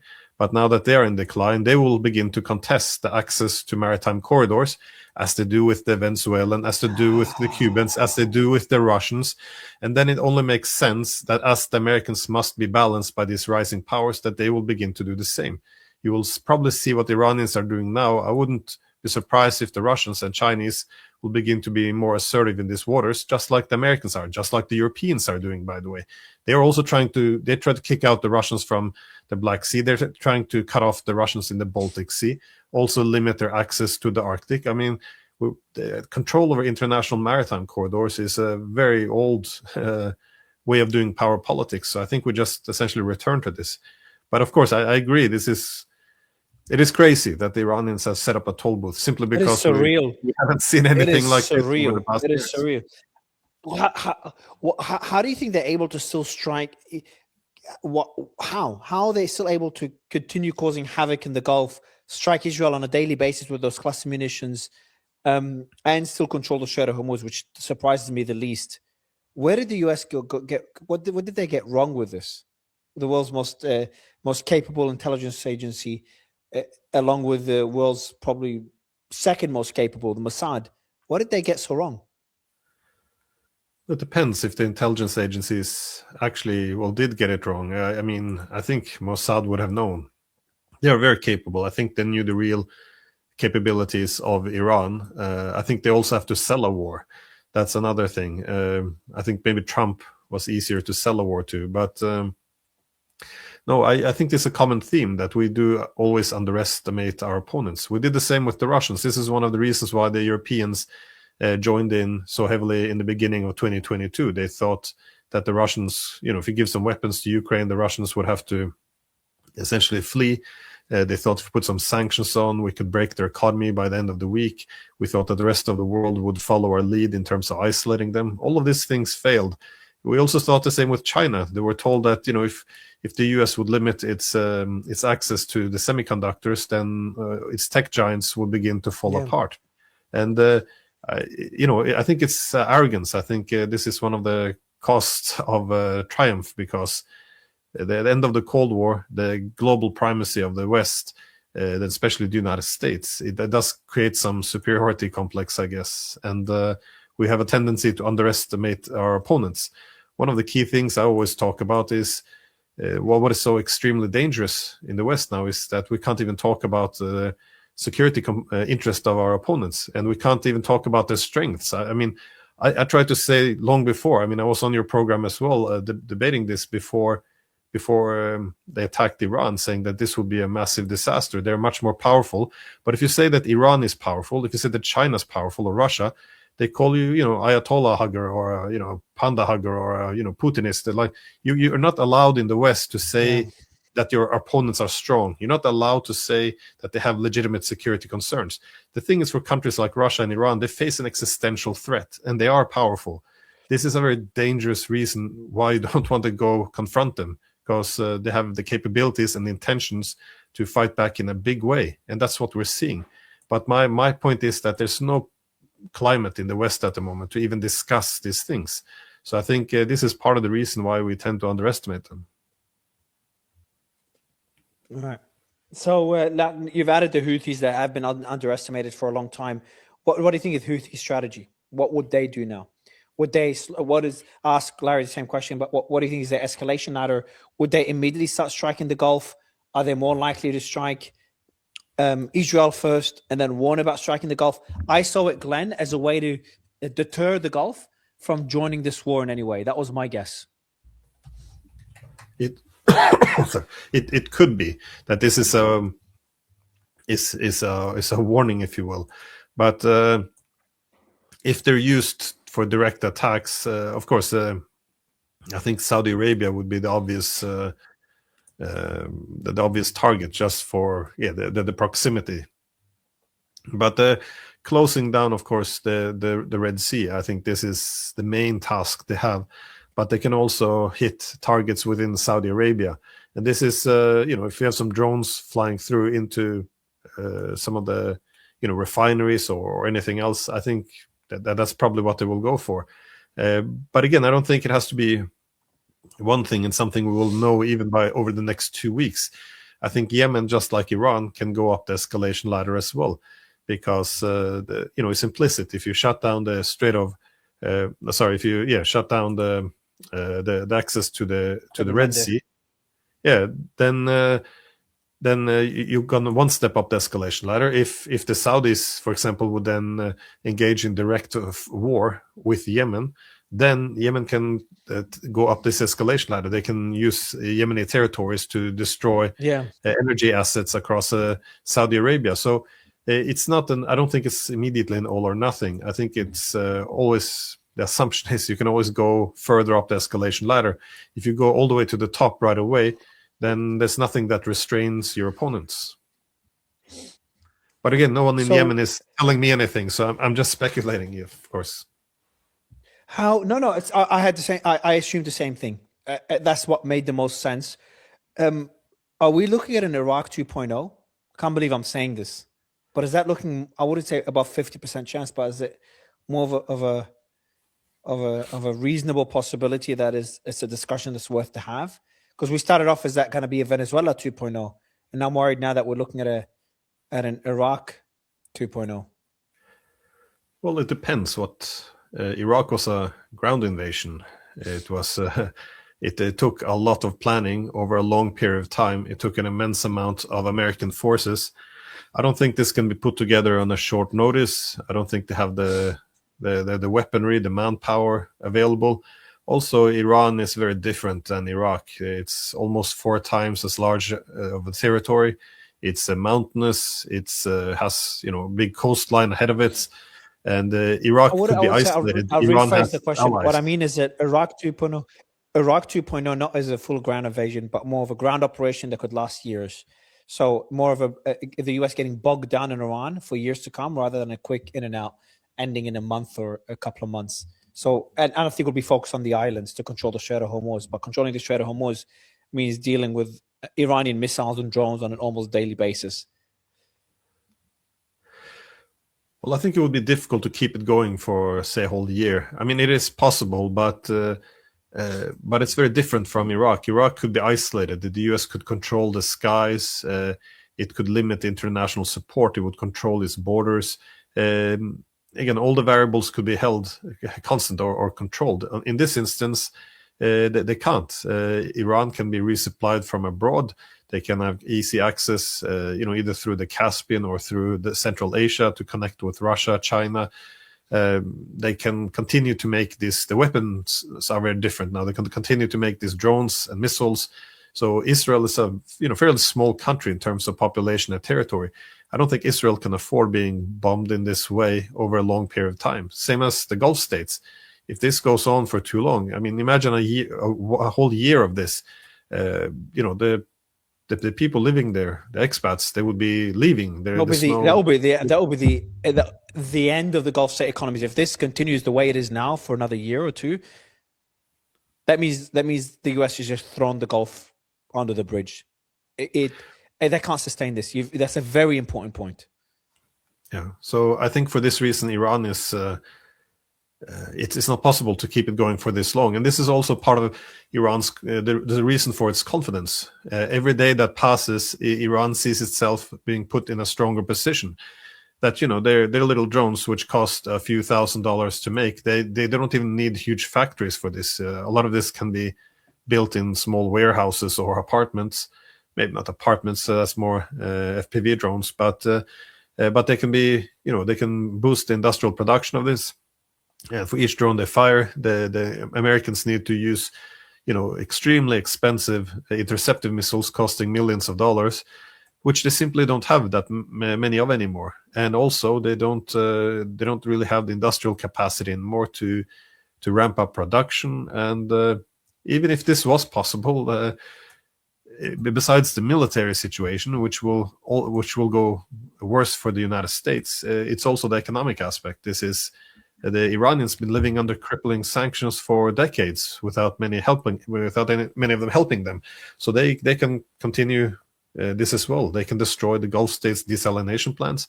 The Iranians have mountains, at least. They can get water in other ways. I just think, as time goes on, just the disadvantage will go more and more. They will go against the United States and Israel. So I think their interest was for short, quick war. What do you make of Russia and Ukraine's involvement in this? Russia sending drones to Iran and Ukraine doing deals, defense deals with the Gulf nations, Saudi, Qatar, and the UAE. Yeah, again, this is how this is. This is not a movie. This is not a script for. It's not a script for a movie. This is actually happening. I know, but it's also concerning because these are what you would expect to see if a world war is brewing. That is, that you have one conflict, it's spreading, then you have many conflicts around, they begin to be interconnected, and it all makes sense. I mean, Iran is a key partner of Russia. I know it didn't used to be, and I think this is one of the mistakes we made as well. If you go back 10 years or so, the assumption often was that the Russians would give up the relationship with the Iranians or give up the relationship with the Chinese. I mean, they would essentially use this as a currency to bargain, their way into a greater Europe, to negotiate themselves into having a common Europe. After 2014, when the NATO countries toppled the government in Ukraine, that whole dream of a common European home since the days of Gorbachev went out the window. That's when the Russians began to embrace what they call the Greater Eurasian Partnership. That is, reorient your entire economy towards the east. So your weapons should point to the west as a deterrent. Your economic connectivity should go to the east, connect with the Iran, India, China, Japan, Korea, all of these countries, and that's essentially what they're going with. So when we think often in Europe that if we give a deal to the Russians, they would sell out the Iranians, I say yes. Before 2014, they might have. Now there's no chance.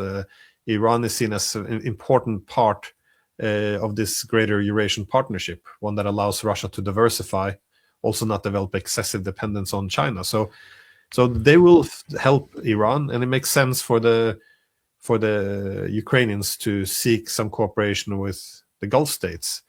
But even this is a clear alliance. But it's not a clear alliance system, because the Russians, they don't want to be against the Gulf states either. If anything, they did a little bit like the Chinese. They were in favor of having some improved relations between the Arabs and Iran, because this would allow them to trade with both sides without alienating the other. Again, Russia had this as a priority. They wanted to be close to Israel, and that's they still do this, but they also want to be close to Iran. They want to be close to Saudi Arabia. When Putin goes to UAE or Saudi Arabia, they high-five each other. This is what they want. They don't want to have any alliance system, but Iran was... it becomes existential for Iran, then it becomes existential for Russia. So they will, they will defend, help to defend Iran, and everyone has their own calculation. Europeans are hoping that this will, get rid of Trump. If he goes away, then you'll have America probably more devoted to Ukraine. On the other hand, they're very worried that the weapons to Iran, to attack Iran, are being diverted away from Ukraine. So all of these conflicts are very much interconnected. Exactly. I'm going to give you a scenario. 80% of that scenario is pretty much reality already. There's a war in Ukraine that doesn't look like it's ending anytime soon. Both sides have an incentive to keep it going. There is a war in Iran that it looks like now there's the CENTCOM put out a post saying the USS Tripoli's arrived to CENTCOM, and arrived when March 27, yesterday, and it has 3,500 sailors and Marines, in addition to transport and strike fighter aircrafts, as well as amphibious assault and tactical assets. So essentially, the troops for a ground operation have just arrived. If this does become a ground operation, which is looking likely for the islands of the Strait of Hormuz, that would be my guess, then that will lead to a prolonged conflict because Iran's being invaded. And strategically, this is extremely important for Iran to control the Strait of Hormuz. They've made it clear in one of their demands. So that's reality. Potential prolonged conflict in Iran, prolonged conflict in Ukraine and Russia. And what is the deadline for China to reunify with Taiwan? Isn't it in a couple of years? That's not their actual deadline. But isn't that what the speculation is that if they make a move, they'll make it in the next 48 months? So if that does materialize, aren't we in a position where the world's three big superpowers, all nuclear armed, are all in a direct war, a direct kinetic war, not a proxy war, with other countries that are allied? Taiwan's allied with the US, Iran's allied with China and Russia, and Ukraine's allied with Europe and the US? Yes, no, it could go this direction. I mean, if you want to set the scenario for World War III, it's not difficult to chart possible paths, and that would definitely be one of them. Let me just say one thing first. So another problem with having this, ground operations over a long period of time is this war is immensely unpopular in the United States as well, and this is even now that it's not even a ground operation.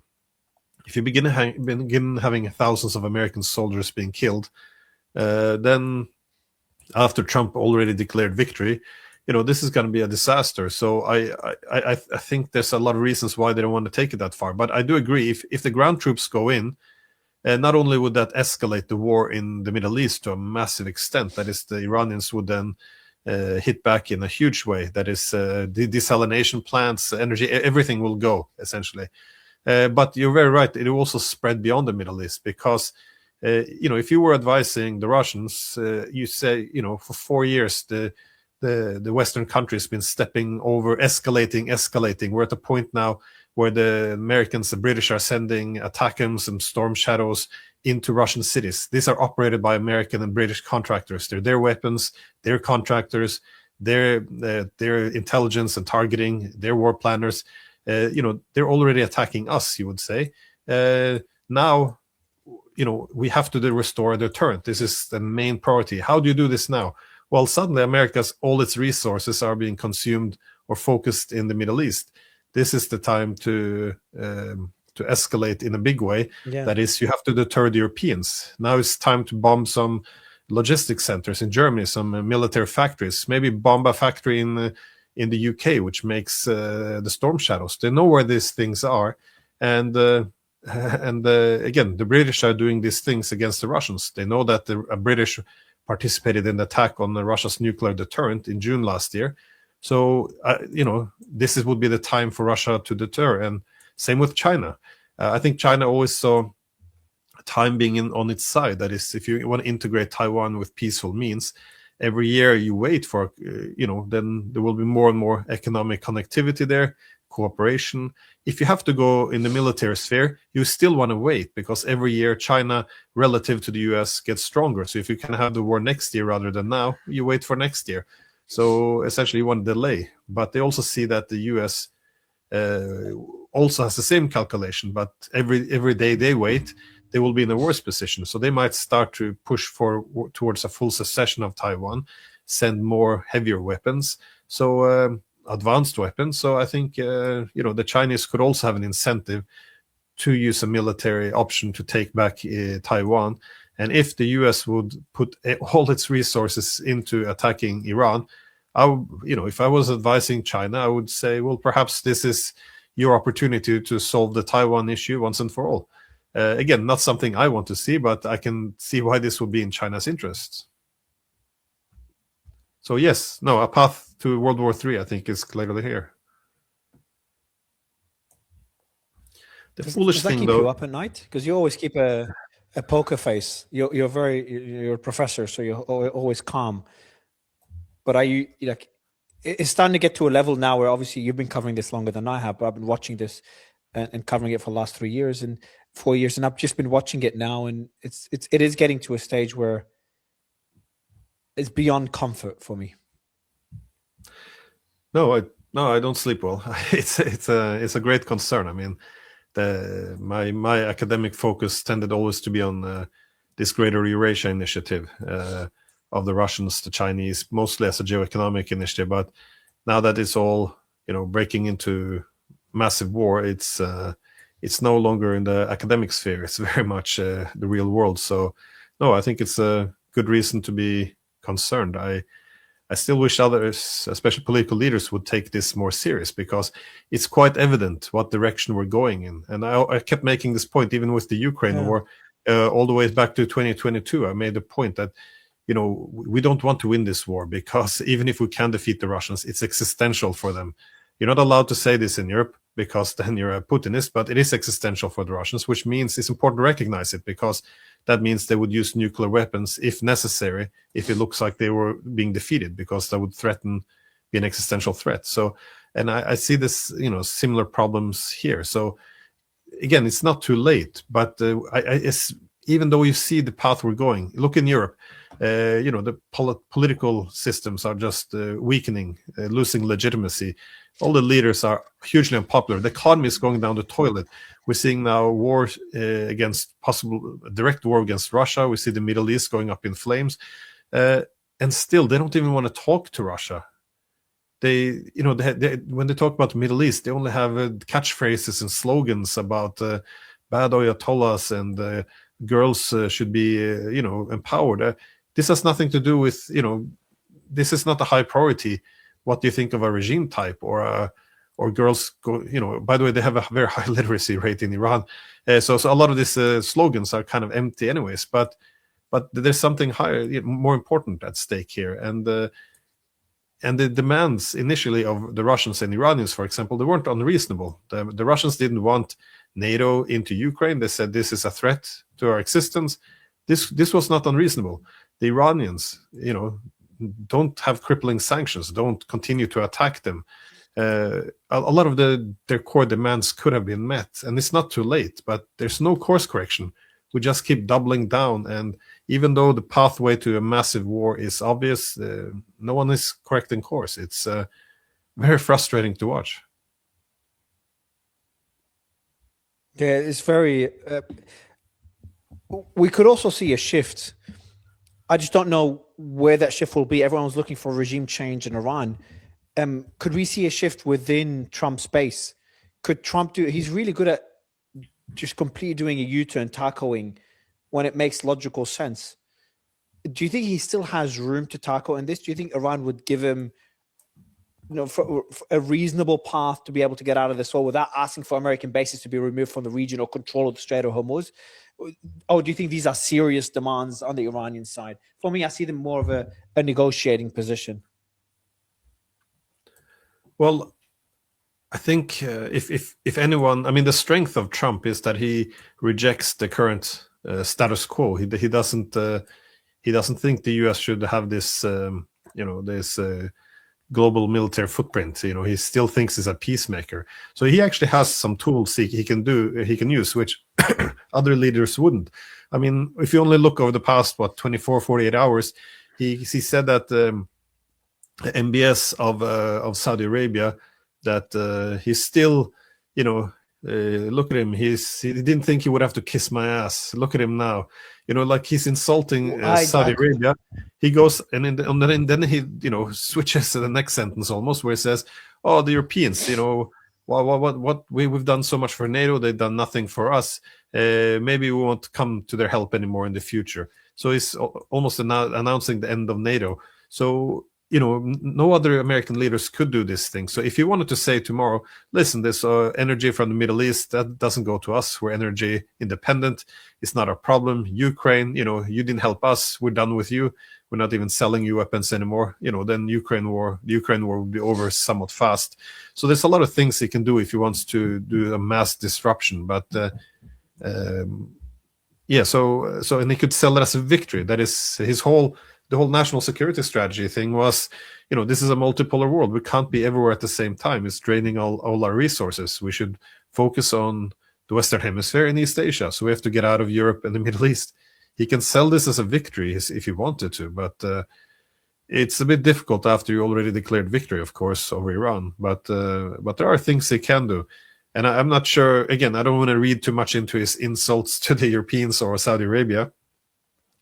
But, he does have that option of just washing his hands with it and saying, listen, the war with Russia, it can't be won, can't be fixed. The war against Iran, also no solution. Let's just pack up and go home.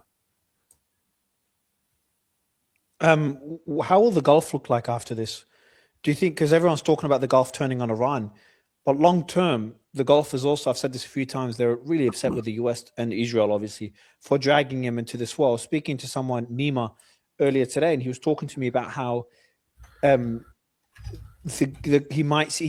sees an alliance in the region between those countries as a way to deter against Israeli aggression and hegemony in the region as well.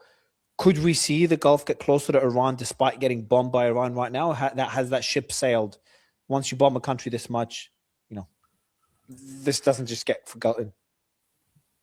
Well, it could go both ways. That is, now they're selling the idea that the war would make, it has really put the Gulf states firmly in the alliance with the United States because, they're angry because of this bombing.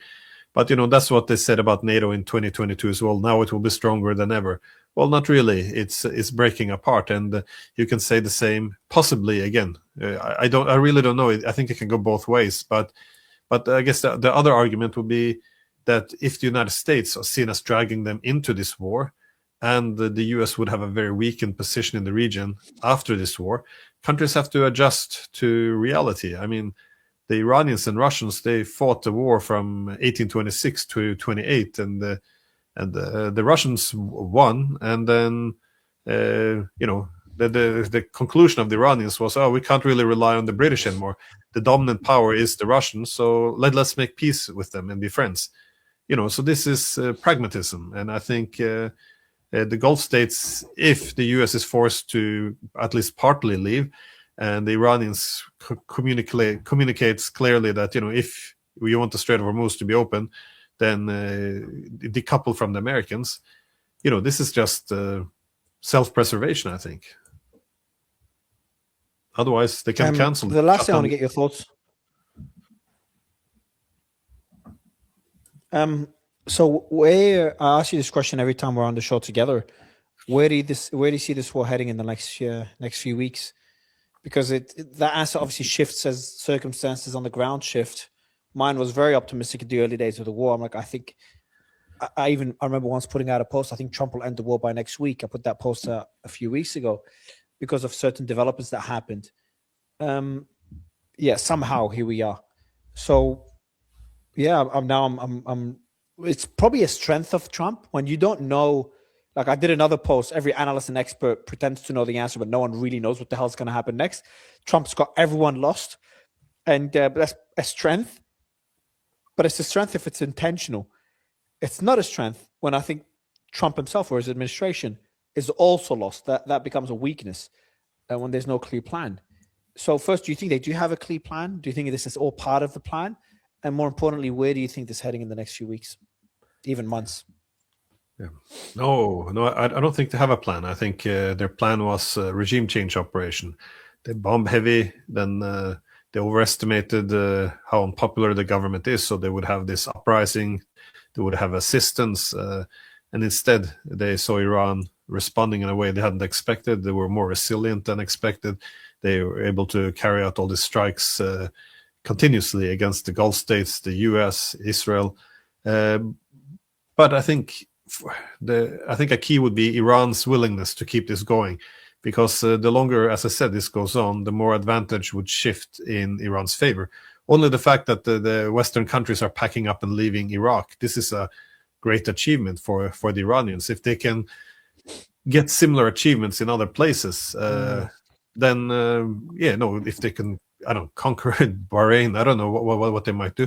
This would all be achievements which would then allow them to end the war. I think so. You can see why they want to keep the war going, unless they get all their objectives to make sure this never happens again. But we don't know enough about Iran. I mean, there's been a lot of killings within Iran. That is, the political leadership has been undermined. You see we don't know the extent of the economic consequences, the military. I mean, how many missiles do they have? I tend to be of the opinion that they have a lot of drones and missiles available, but I don't know. I assume so. So I could be wrong. And if I am wrong, then if they're in a weaker military position than I think, then they might, find an agreement sooner rather than later. But no, it's too many unknown variables is what I'm getting at. But I don't expect it to be over anytime soon, and it will only escalate from here on. Yeah. Well, Glenn, me, Alex Christoforou, I know you've had Alexander Mercuris on the show, on your show as well, maybe Christoforou as well. But it was a pleasure to have you as always. Alex, please meet Glenn. You guys chat on Glenn's show soon if you have time, Alex. But it's a pleasure to have you, Glenn. Thank you for the optimistic scenario today, man. Thank you for the optimism, Glenn. Hopefully you can get some sleep. Thank you. Thank you, brother. Alex, good to have you, man. How are you? Hey, Mario. How you doing?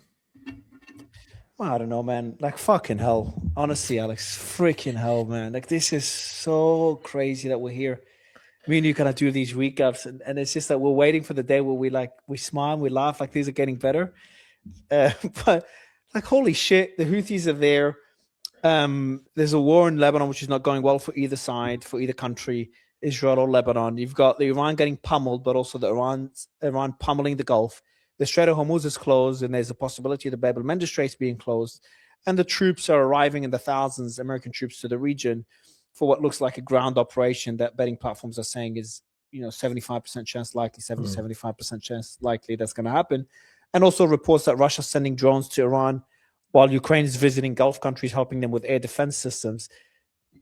We're supposed to be talking about the end of the Ukraine war, and me and you should be thinking about, all right, what do we talk about now that there's no more wars happening? Instead, you got the Ukraine-Russia war merging with the war in the Middle East. So, yeah, man, like, where do you stand on how this is moving? I don't know if it's merging with the war in the Middle East. Zelensky overlapping a bit. Zelensky's trying to make some money. He's doing what he does best, trying to grift. That's his gig. So he's trying to sell Ukraine expertise to the Gulf nations. It's not going to help him. That's not going to help him. The Gulf nations need to learn from Ukraine and not go down the path of Europe, because that's exactly where they are heading. They are doing exactly what the Europeans did with Project Ukraine. They're doing the same exact thing. They're doubling and tripling down, and they're digging a deeper hole. And they're not standing up to the United States. They need to stand up to the United States. Not that they can. I mean, we have to be realistic. I don't think that they have the ability to stand up to the United States. But if they want a way out of this, they need to stand up to the U.S. and they need to tell the U.S. enough, which is what the Europeans should have done with Project Ukraine. When Biden pitched them Project Ukraine and Biden pitched them provoking the war with Russia and the regime change with Russia, the Europeans should have said no. Once upon a time, they would have. Once upon a time, the days of Helmut Kohl. Like in the Bucharest referendum. Hmm? Like the Bucharest meeting, the NATO meeting, where it's the Europeans that said no to Ukraine joining NATO when the US was pushing for it. It was in 08. Yeah, sure, Merkel. Okay, yeah, if Merkel was around, maybe she might have said something. I wasn't very fond of Merkel, but at least she had some balls compared to today's leaders. But yeah, they should have stood up to Biden and his administration. The GCC countries should do the same thing. They should tell Trump enough. But instead they're escalating. They are escalating, or at least they're not telling Trump stop, because they have this misguided belief, which is exactly the belief that the Europeans had, which is if you put your foot on the accelerator, Trump, and you go harder, we're going to break them. And maybe they will, but it doesn't look like they will, because they can't get the Strait of Hormuz. That's the whole key. That's all the leverage that Iran has. And Iran has a lot of missiles. They have a lot of freaking missiles. No one knows how many missiles they have, but I'll tell you this much, they're not running out. Remember what they were telling us about Russia? Are you surprised? Russia's running out. Russia's running out. Yeah. Any minute now, Russia's running out. Now we've gone from Iran, we've destroyed 90% of Iran's missiles, or 95%. Now we've destroyed 90. Now we've destroyed 85. Now it's down to a third. That was Reuters' latest article. The U.S. has destroyed a third of Iran's missiles. Oh, really? Okay. What's it going to be next week? And then when you take the missiles out, you put in the drones. And the drones, they have unlimited.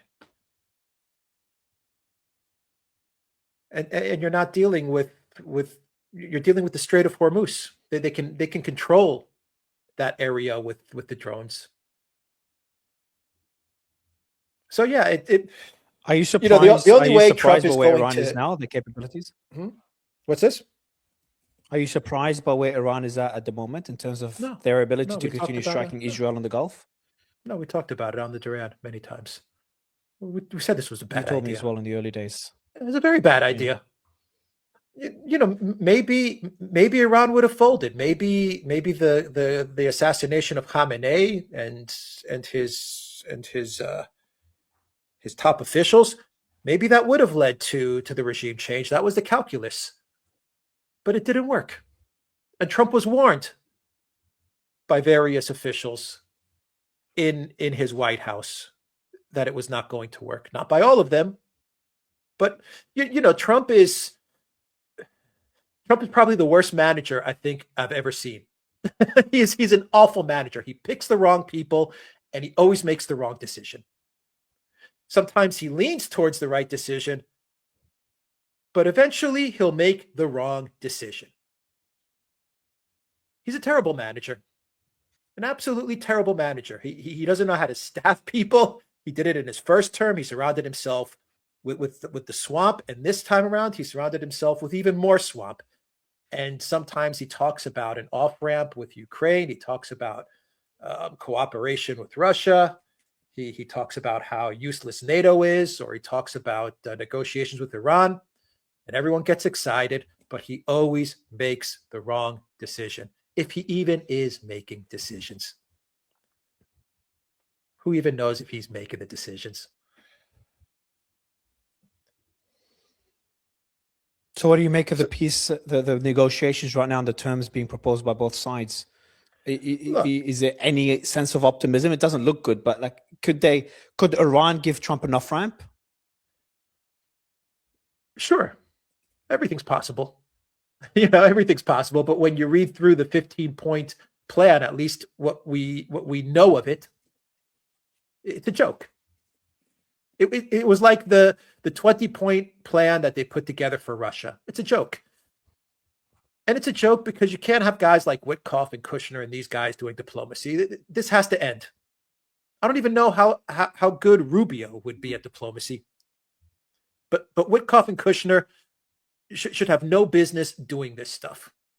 I believe Oman when they said that Witkoff and Kushner simply did not understand the concessions that Iran was making. Most likely because they also wanted the war. You got to remember, there's Mara, there's an intoxication amongst politicians and elite when they believe that they can go into a war and win, and they can win big, like Trump says. No one's ever won the way that we're winning. We're winning so big, but there's always this intoxication right before a war is about to happen, especially amongst this group of collective West leaders. I remember it during the Munich Security Conference in 2022. Ursula, Olaf Scholz, Baerbock, Kamala Harris, they were so excited to get the war going with Russia. They were so freaking excited to get this thing going. And I think you had a lot of the same dynamic in the Trump White House. They were very excited to get this thing going, peace through strength. We're going to crush Iran. Then I can make my trip to China. When I go to China in April, I can sit down with Xi. Last time in South Korea, Xi spanked me, and everyone saw that Xi spanked Trump, and Trump's ego got hurt. Trump's ego was devastated with the way Xi completely owned Trump. And so Trump was thinking, I'm going to go back to Beijing, and I'm going to go to Beijing. And when I go to Beijing, I'm going to sit down with Xi. And Trump is all about leverage, right? He's all about leverage. You have to have the leverage. You have to have leverage over everybody. Got to have leverage. So he's going to sit down with Xi, and he's going to tell Xi, I've got Venezuela and I've got Iran. Checkmate, Xi. Now I control all of your trade routes. This is geopolitics for dummies, but it is neocon geopolitics. So these are how neocons think. Neocons never think about the economy. Backfired so badly. Yeah, these are how neocons backfired so badly. It's meant to have leverage for the US. If this goes well, we have control of the Strait of Hormuz.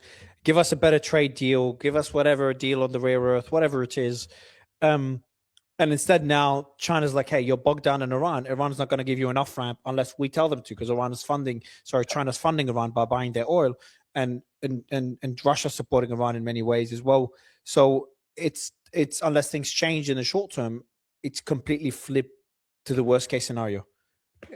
How about they just go back to what they promised in the campaign and what they promised in their first couple of weeks when they were in office? Even Marco Rubio said that we need to work towards a multipolar world. Why don't they just go back to that? Why didn't they just execute on that?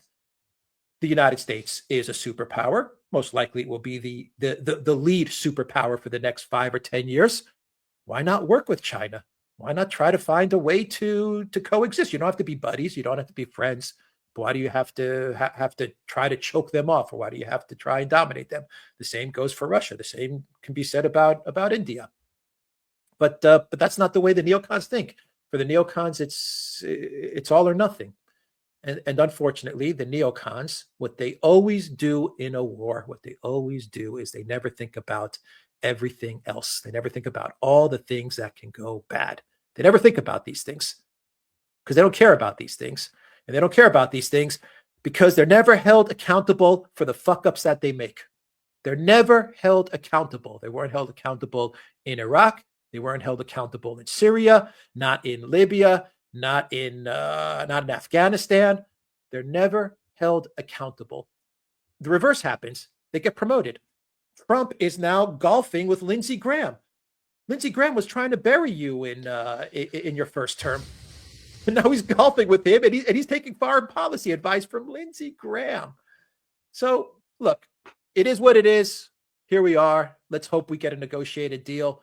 Let's hope that it's not this 15-point peace plan, because the 15-point peace plan, it was written with crayon. That's how dumb it is. It's beyond dumb. It's high school level diplomacy. It's high school level negotiations. Let's hope they have something more substantive, something which can actually lead to a negotiation. And what we've been given is just a troll or something, or they're just fucking around with us. But I don't think so. I don't think so, because I look at how they handled Ukraine, and they did the same exact stupid stuff with Ukraine and Russia. When Putin in Anchorage agreed to a deal, I mean, they had a framework. And Trump was on board. What does Trump do? He goes back to DC. He starts listening to the Europeans. He starts listening to Lindsey Graham. He starts listening to all these neocons, and he walks everything back.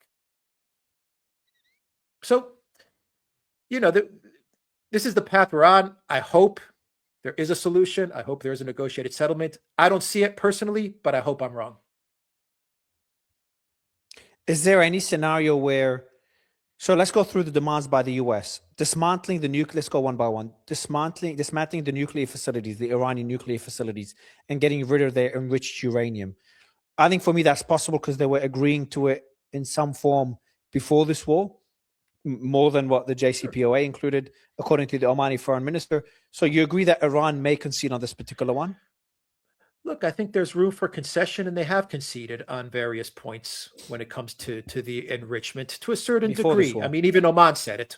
Even Oman said that Iran made concessions. You can bring in Russia. They can handle the uranium. They can safeguard the uranium.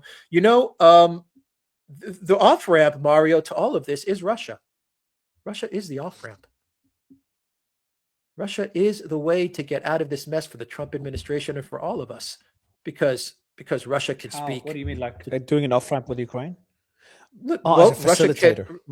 Russia can speak on behalf of. First of all, it's a superpower. It's not Oman, right? So Oman can only carry so much weight, or Qatar, or Turkey, or UAE, whatever. If these countries mediate, okay, they can mediate, but they don't carry the weight that Russia, United States, China has when they sit down at a table. So Russia being there would lessen the chances of any kind of Trump trickery. The United States would have to take the negotiations more seriously than when they're just sitting down with Oman. And Russia is the one country that is at the moment speaking with the United States. They have some sort of a communication with Witkoff, with Rubio, with Trump. It's not the best, but it's there. It's not what it is with Europe, where they're not talking. At least Russia and the United States do have some dialogue. Russia has the partnership with China. Russia's a part of BRICS. Iran is a part of BRICS. Iran has dialogue with China, and Russia can also speak to Iran. And Russia knows the nuclear issues better than any country. When you're talking about uranium and all of these nuclear issues, there's no other country that knows it better than Russia. And they have the most experienced diplomats to handle stuff like this. I mean, they'll be able to do this the right way. So, I mean, there is an exit. What I fear is when the boots hit the ground, I fear that's going to be the point of no return. Do you think they will? That's how it looks. That's how it looks. We'll see. That's how it looks. You don't send troops there for nothing, do you? Yeah, there's troops that just arrived yesterday on the USS Tripoli. I think about 3,000 troops. Yeah. What about the there's one of the requests that the US has. That one for me just sounds ridiculous, and that's capping Iranian's ballistic missile, it's not stupid. range. Yeah. That's understandable. Iran's agreed, but the quantity of ballistic missiles, they're only deterrent that they have. It's all a no-go. The biggest deterrent. It's all a no-go. It's basically the United States saying, we want you to disarm. We want you to disarm because we're going to come after you at a later date. What country in their right mind would give up their missiles if they had any? I mean, if a country had missiles, ballistic missiles, whatever, cruise missiles, doesn't matter. Why would they give it up? That's their deterrent. That's their defense mechanism. I mean, no country would ever do that. No country would even entertain the notion of giving up their missiles in that way. Yeah. So I mean, that's a no-go. Iran is requesting to continue having control of the Strait of Hormuz. You'd agree that this and to the removal of American bases. You'd agree that these are also extreme demands on the Iranian side as a negotiating position, a starting negotiating position. There is no way that the US will concede, and the Gulf nations, including Saudi, will accept Iran to control the Strait of Hormuz, or the removal of American bases from the region, at least in the short term. Would you agree on that point as well? It depends if Iran is winning, and if Iran believes they're winning and can win, then that would be the least of the concessions that Iran can exert. That would be the US getting off easy if Iran is holding up and is defending itself. And if they believe that they can come through this, then I think a demand like a toll on the Strait of Hormuz would have to be acceptable. I mean, look, before the conflict, the Strait of Hormuz was fine. There was no problems. There was every ship was going through there. There was no toll. There was no fee. There was no issues. There was no problem. So why did the US and Israel create a problem? You didn't have to. You created a problem out of nothing. So, you F up, you pay the price. But this is dependent on if Iran is winning, or believes it's winning, or believes it can win. Then that's not an extreme demand. Now we want to get paid. That's all they're saying. We want to get paid now. That's all they're saying for ships crossing. You've got the Houthis. The Houthis just joined now. So the Gulf countries have threats from both sides, from the north, from Iran, and from the south, from the Houthis. So Zelensky, which I know you're not a fan, but he's been dealing with drone warfare for years now. Right. How much of a difference do you think Ukrainian capabilities could make in helping the Gulf nations deal with those attacks, at least the drone attacks that would probably be endless, at least from the Iranian side? Nothing, because I don't believe Zelensky when he says that he was dealing effectively with the drones or the missiles. I don't believe his numbers. I never have believed his numbers when he said I've shot down 100 drones and 25 missiles were launched into Ukraine, and we shot down 120 drones and 50 missiles. I've never believed his math. His math never mathed.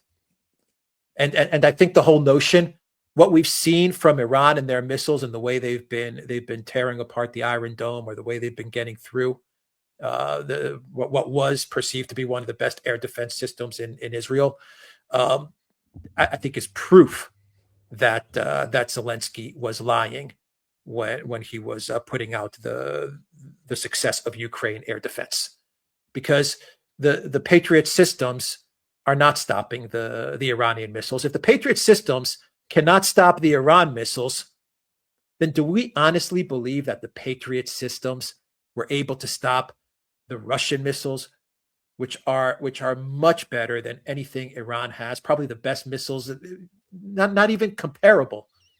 Do we honestly believe that all the bullshit that Zelensky was saying in the news, the media was saying that the first time in history Ukraine was able to shoot down a Kaliber or Kinzhal or an Iskander?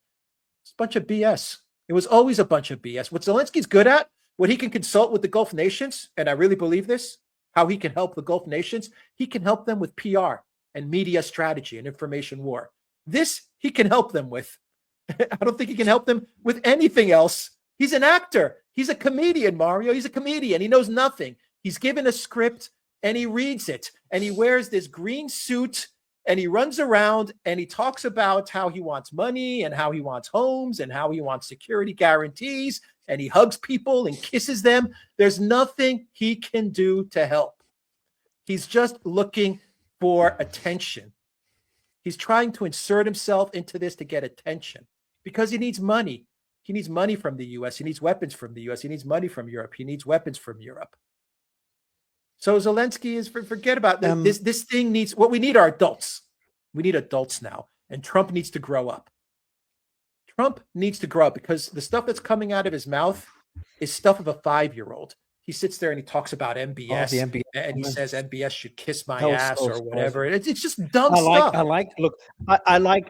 I like when Trump, I like his openness. He says the things, a lot of us think things, but I'm like, I'll never say this publicly, or it's a joke. I'll never say it publicly because people use it against me. I like that Trump says shit he thinks. He speaks very openly, which is a breath of fresh air for a politician.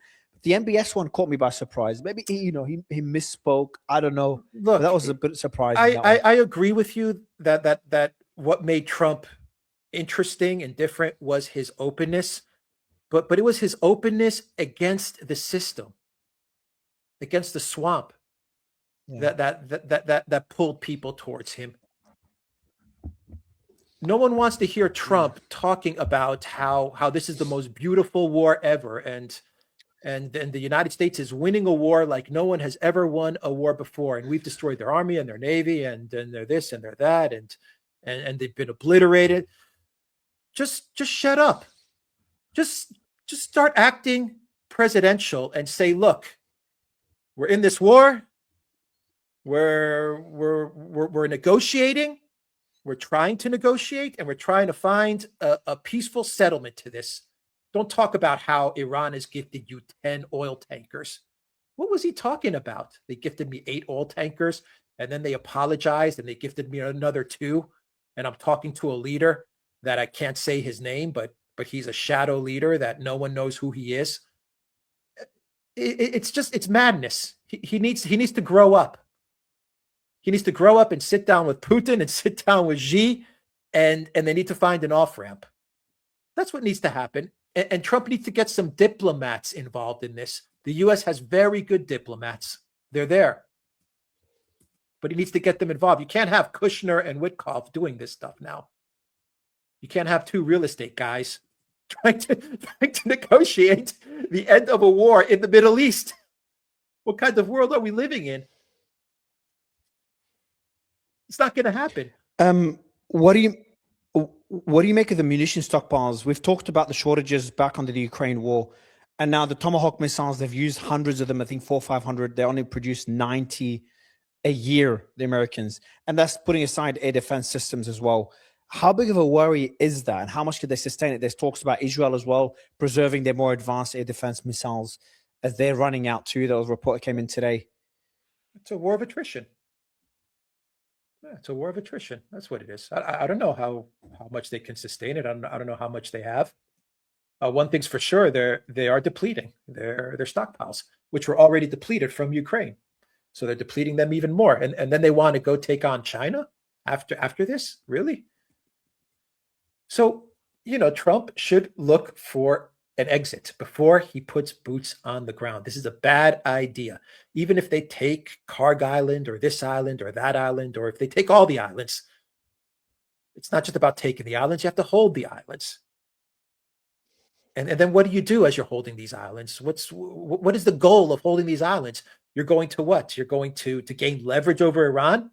Is that the plan? That's what they're saying. This gives us leverage. That's what Lindsey Graham said. It gives us leverage if we hold Karg Island. How so? You think Iran, it gives a shit anymore? This is existential for them. They don't give a shit. They'll fight. They'll continue. At least that's how it looks. It looks like they're going to continue to fight.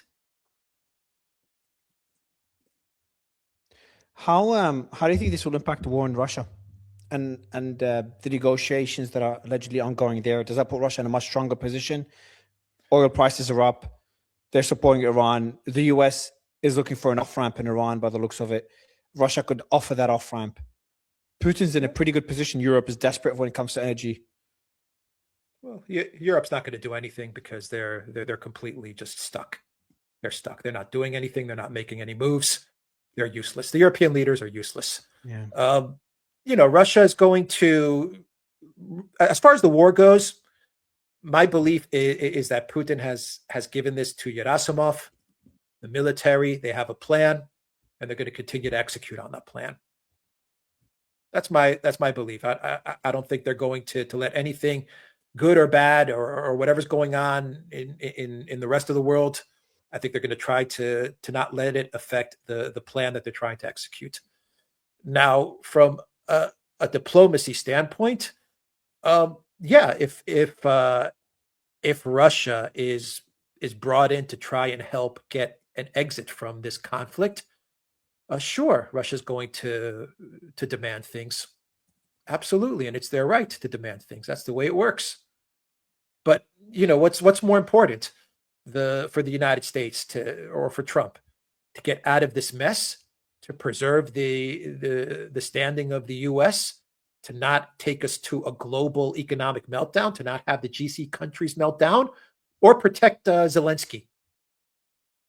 It's a no-brainer, because there's a solution with Ukraine as well. The deal with Ukraine that was discussed in Anchorage also preserves Ukraine as well. So there's a lot of different off-ramps to all of this. Sure, concessions will be made, but that's politics, that's diplomacy, that's war. So, Putin, in that respect, yeah, he has got a strong position. As far as the price of oil, Putin has already said, he's already been very clear with the price of oil. It goes up, it goes down. So as it's going up, it is what it is, but let's not expect that this is going to be a permanent thing. And just as easily as it can go to 150, it can easily go back down to 50. So I also think they have their economic plan as well. Do you think that we could see a convergence of these wars? I asked that question to Glenn. China's reunification with Taiwan is imminent. No idea when that will be. Now, whether it will be peaceful or not, we'll have to see what the circumstances point to. Because one could argue Taiwan now is worried about the likelihood of American military support or the capabilities of the American military with the munitions so depleted. At the same time, they've been stocking up on military equipment as well. So it's difficult to see what Taiwan will do. But the one argument could be that if this does become a prolonged conflict with troops on the ground, there's never been a better time for the US, for China to invade Taiwan. That was talked about even before the Iran war, with the US stretched thin with Ukraine. Now add Iran to the mix. If you have that happening in Taiwan, you got one world superpower in a military conflict there, direct kinetic action in Taiwan, another world superpower in direct kinetic action in Iran, the worst war in decades, much bigger than Iraq and Afghanistan, and Russia still bogged down in Ukraine. You've just got the world's three biggest militaries, all nuclear armed, in a direct war. Well, is that something that worries you and Alex on the Duran?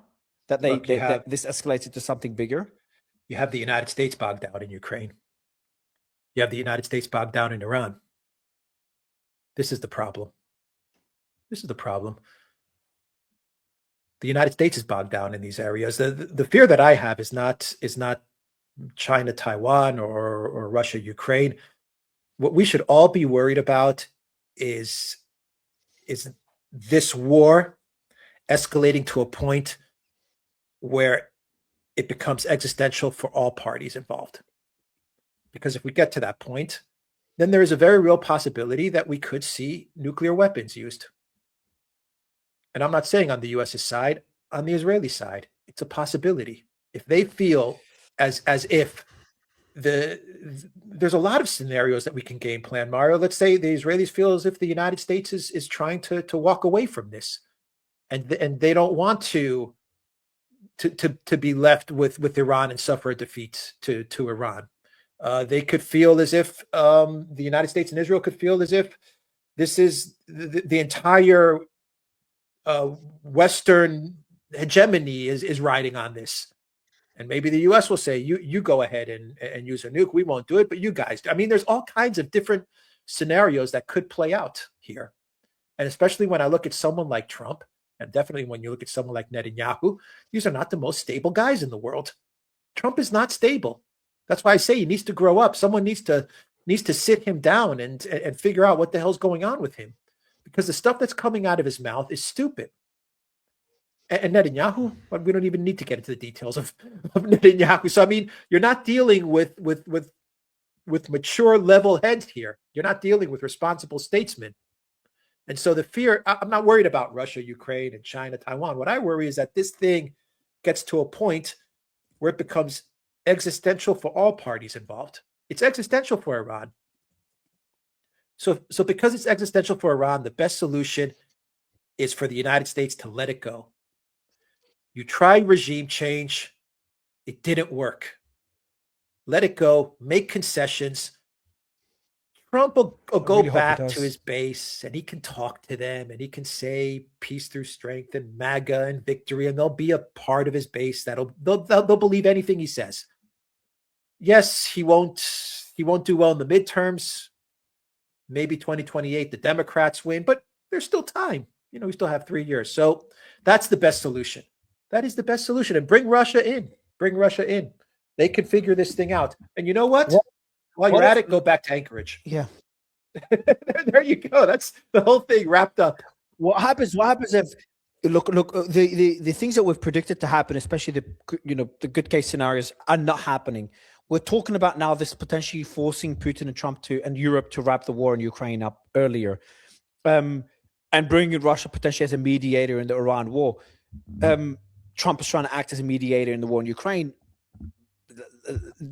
Russia could do the same thing in Iran in a way. But could something else happen? What if the US continues to double down on their support for Ukraine, and Europe continues to double down with that support and drag Russia into a prolonged conflict? Sure. There's talks as well of people saying there's protests, but people always say there's protests in Russia. I don't know how true that is, but there's also there has to be exhaustion. Like the economy is doing well, but a lot of the people are dying. How many depends who you ask. Russians want this war to end. If there's exhaustion on the Russian side, and Putin is fed up with this war, but he's not going to let off on having the Donbass as part of Russia and having Ukraine pull out of the Donbass. And if this war continues in Iran, and if Russia escalates their support, there's a scenario where Putin will go to Trump. Look, if you don't stop supporting Ukraine, there were reports about it already that apparently it happened. Putin told them, if you stop giving intelligence to Ukraine, we'll stop doing the same for Iran or something along those lines. But isn't there a scenario where Putin's like, guys, You stop your aid for Zelensky now, or we will triple the amount of drones that we sent to Iran and force you to keep sending troops to the Strait of Hormuz and to those islands and keep getting struck by Iranian drones. Isn't there a scenario? Isn't there such a scenario that could lead or get us closer into, I'm just going to say, a direct conflict between the two countries? I mean, there's always that risk, but I think these scenarios of Putin telling Trump this and that with this trade off Ukraine, and that's not the way Russia works. That's not the way Putin operates. I don't believe that for a second. Russia has already beaten back 40 countries of the collective West. They're going to take the Donbass. Everyone knows it. Everyone knows it. So whether it's in the next month or whether it's in the next year, they're going to accomplish the goals of the special military operation. They say it all the time. We don't need to assume anything. We don't need to think that they're tired or they're this or they're that.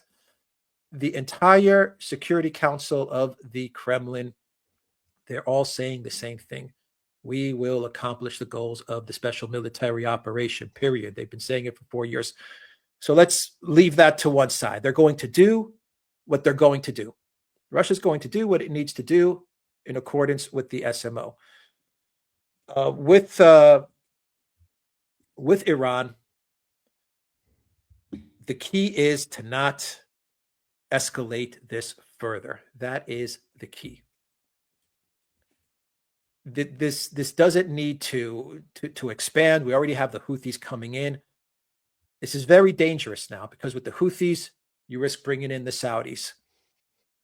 So the best thing to do for the Trump administration is to bring in Russia, to go back to the JCPOA, and to find an off-ramp for this. It's the best thing to do. Everything else is this scenario and that scenario. There's a lot of things that could play out. War is unpredictable. But as far as what could happen to Russia or the Europeans are a non-entity. I wouldn't even factor the Europeans into it. No one cares about the Europeans. No one's asking opinions of the Europeans. I saw, Alex, I was with Orban. I was interviewing him a few days ago, and he literally said it as a part of the EU. He literally said, Mario, I don't think the Europeans have any say in this. I'm like, fucking off. For you to say it's part of the European Union and NATO. They weren't at the table in Alaska. They're not at the table. They're not influencing Trump, and they're vassals. They're going to take their orders from the United States. So we should also forget about the Europeans. This needs the big powers. The big powers need to sort this thing out. That's what it needs, and the big powers need to convince Trump enough. And the GCC countries, my advice to the GCC countries is learn from the Europeans. Don't go down the path that they went down. Because this is your region. This is your area. Tell the United States stop.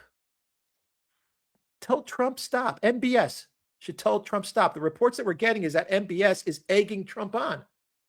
MBS should be like, no, stop. You think that's true? You think that's true? That would be crazy. I don't know. But that'll be Saudi knows the Houthis are there. If the Houthis join, Saudi's in a lot of trouble. But they're not vocal about this conflict and telling the United States enough. They need to say this. They need to fly to Washington. They need to fly to DC, all of them, and they need to sit down with Trump, and they need to sit down with Trump's team, and they need to tell all these guys enough. You're wrecking our countries. You, not Iran, you're wrecking our countries. You're doing it. So enough. Let's end this thing. Because they are getting wrecked. They're getting wrecked. And it's a shame. They shouldn't, we should not be coming to this. So, but they can't do the thing that the Europeans did, which is just to agree with everything the United States says, and then to just continue to put your foot on the accelerator in some belief that if you put more force and more pressure, Iran's going to fold. It hasn't worked. They're not folding. So, yeah, the goals have not been accomplished, whatever those goals were. The regime change didn't work. Okay, pack your bags and can't believe that was on. even an option. There is no way regime change was actually a scenario they considered feasible. There is no way. No, come on. that's what they wanted to 100 do. years of examples of this failing. But that's insane. Like 100 years that of is this all the showing that it doesn't neocons work. know. You just But Mario, that's all the neocons know. It's always regime change for them. Everything is a hammer and nails. It's always regime change. Whether it's Iraq, whether it's Libya, whether it's Syria, whether it's Russia, it's always regime change. Always. Whether it's Ukraine in 2014, it's always about regime change for them. And it never, ever, ever works out well. It never works out well. Yeah. But the problem Surprise. is that they're never held accountable. They're never held accountable. Yeah. Yeah. Well, last question, Alex. If I asked you to speculate, not sure if you and Alexander speculated much on this war because there's just so many unknowns. But where do you stand on this? What do you think could happen next in the next few weeks? Look, I think it's going to be a long war. I think it will drag out. I hope it doesn't, but I think it'll drag out. But everything's unexpected right now. War is tough to predict. I hope that that we get to a solution. A solution is there. I don't think this is a very difficult. If you remove Israel from the equation, because Israel has different goals, they have different goals. They want different outcomes. So if you remove Israel from the equation for the United States, it's very clear what the U.S. needs to do. Very clear. And they can save face. There's a way for Trump to save some face. Like I said, he's gonna make some concessions. He's gonna take a hit, but he'll get through it. But they have to end it now because the boots on the ground is what worries me, Mario. When the troops, if the troops end up in the region, that's what worries me. Yeah. I think that's where we're at the point of. That's where you get bogged down. That's when you get bogged down. Yeah. If you look at which is why Russia always warned the West at the beginning of the SMO, don't send your mercenaries in here. Don't send your soldiers in here. Don't send us soldiers with different patches and different flags, and don't send your mercs because you're going to get bogged down. Once you start putting people on the ground, things get bad. And you know what's going to happen? Going back to your previous point on a final note, if this thing drags on, then China and Russia, if they see that Iran is holding up and fighting back, and not only Russia and China, other countries as well, very much the same way as to what happened in Vietnam, they are going to get involved and they are going to start helping Iran in a more overt way. It's common sense. If this thing starts to drag on, they're going to say, well, Iran is really sticking it to them. Let's continue to give them drones or give them this and that. Which is why the best thing for the United States is to get out of this thing in the next week or two. Get out of this thing. I hope they do. Like the betting platforms are just so bleak. I remember when we first did this, me and you jumped on right after the early days of the war. It was a 65% chance the war will end this month or in a couple of days. Now that's at 3% chance, and it's only at 40% chance. It was at the beginning of this week is like 65% chance it will end of next month. It will end because negotiations started. Now it's back down to 40% once we got more clarity on how those negotiations are going. The likelihood of U.S. troops joining are 57% chance by next month, more likely than the war ending by next month by a significant margin, 40 versus 57. Yeah, it's mission and about creep. The regime falling, that's a different discussion. It's mission creep. They've been lying to everybody. And the political administration and all those people have been lying from the get-go. They've been lying. Yeah. That's why the whole everything's obliterated. How is everything obliterated? We've got eyes. We see that everything is not obliterated. We're winning. We're winning. It's over. It's over. Is it really? Because the images that I'm seeing from the region is not of a war that's over. I'm seeing a war that continues to expand and escalate and increase in intensity. Doesn't look like it's over.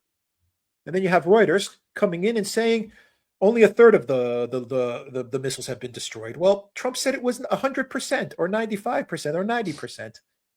They're lying. They're dragging the U.S. into a quagmire. They're bogging the U.S. down.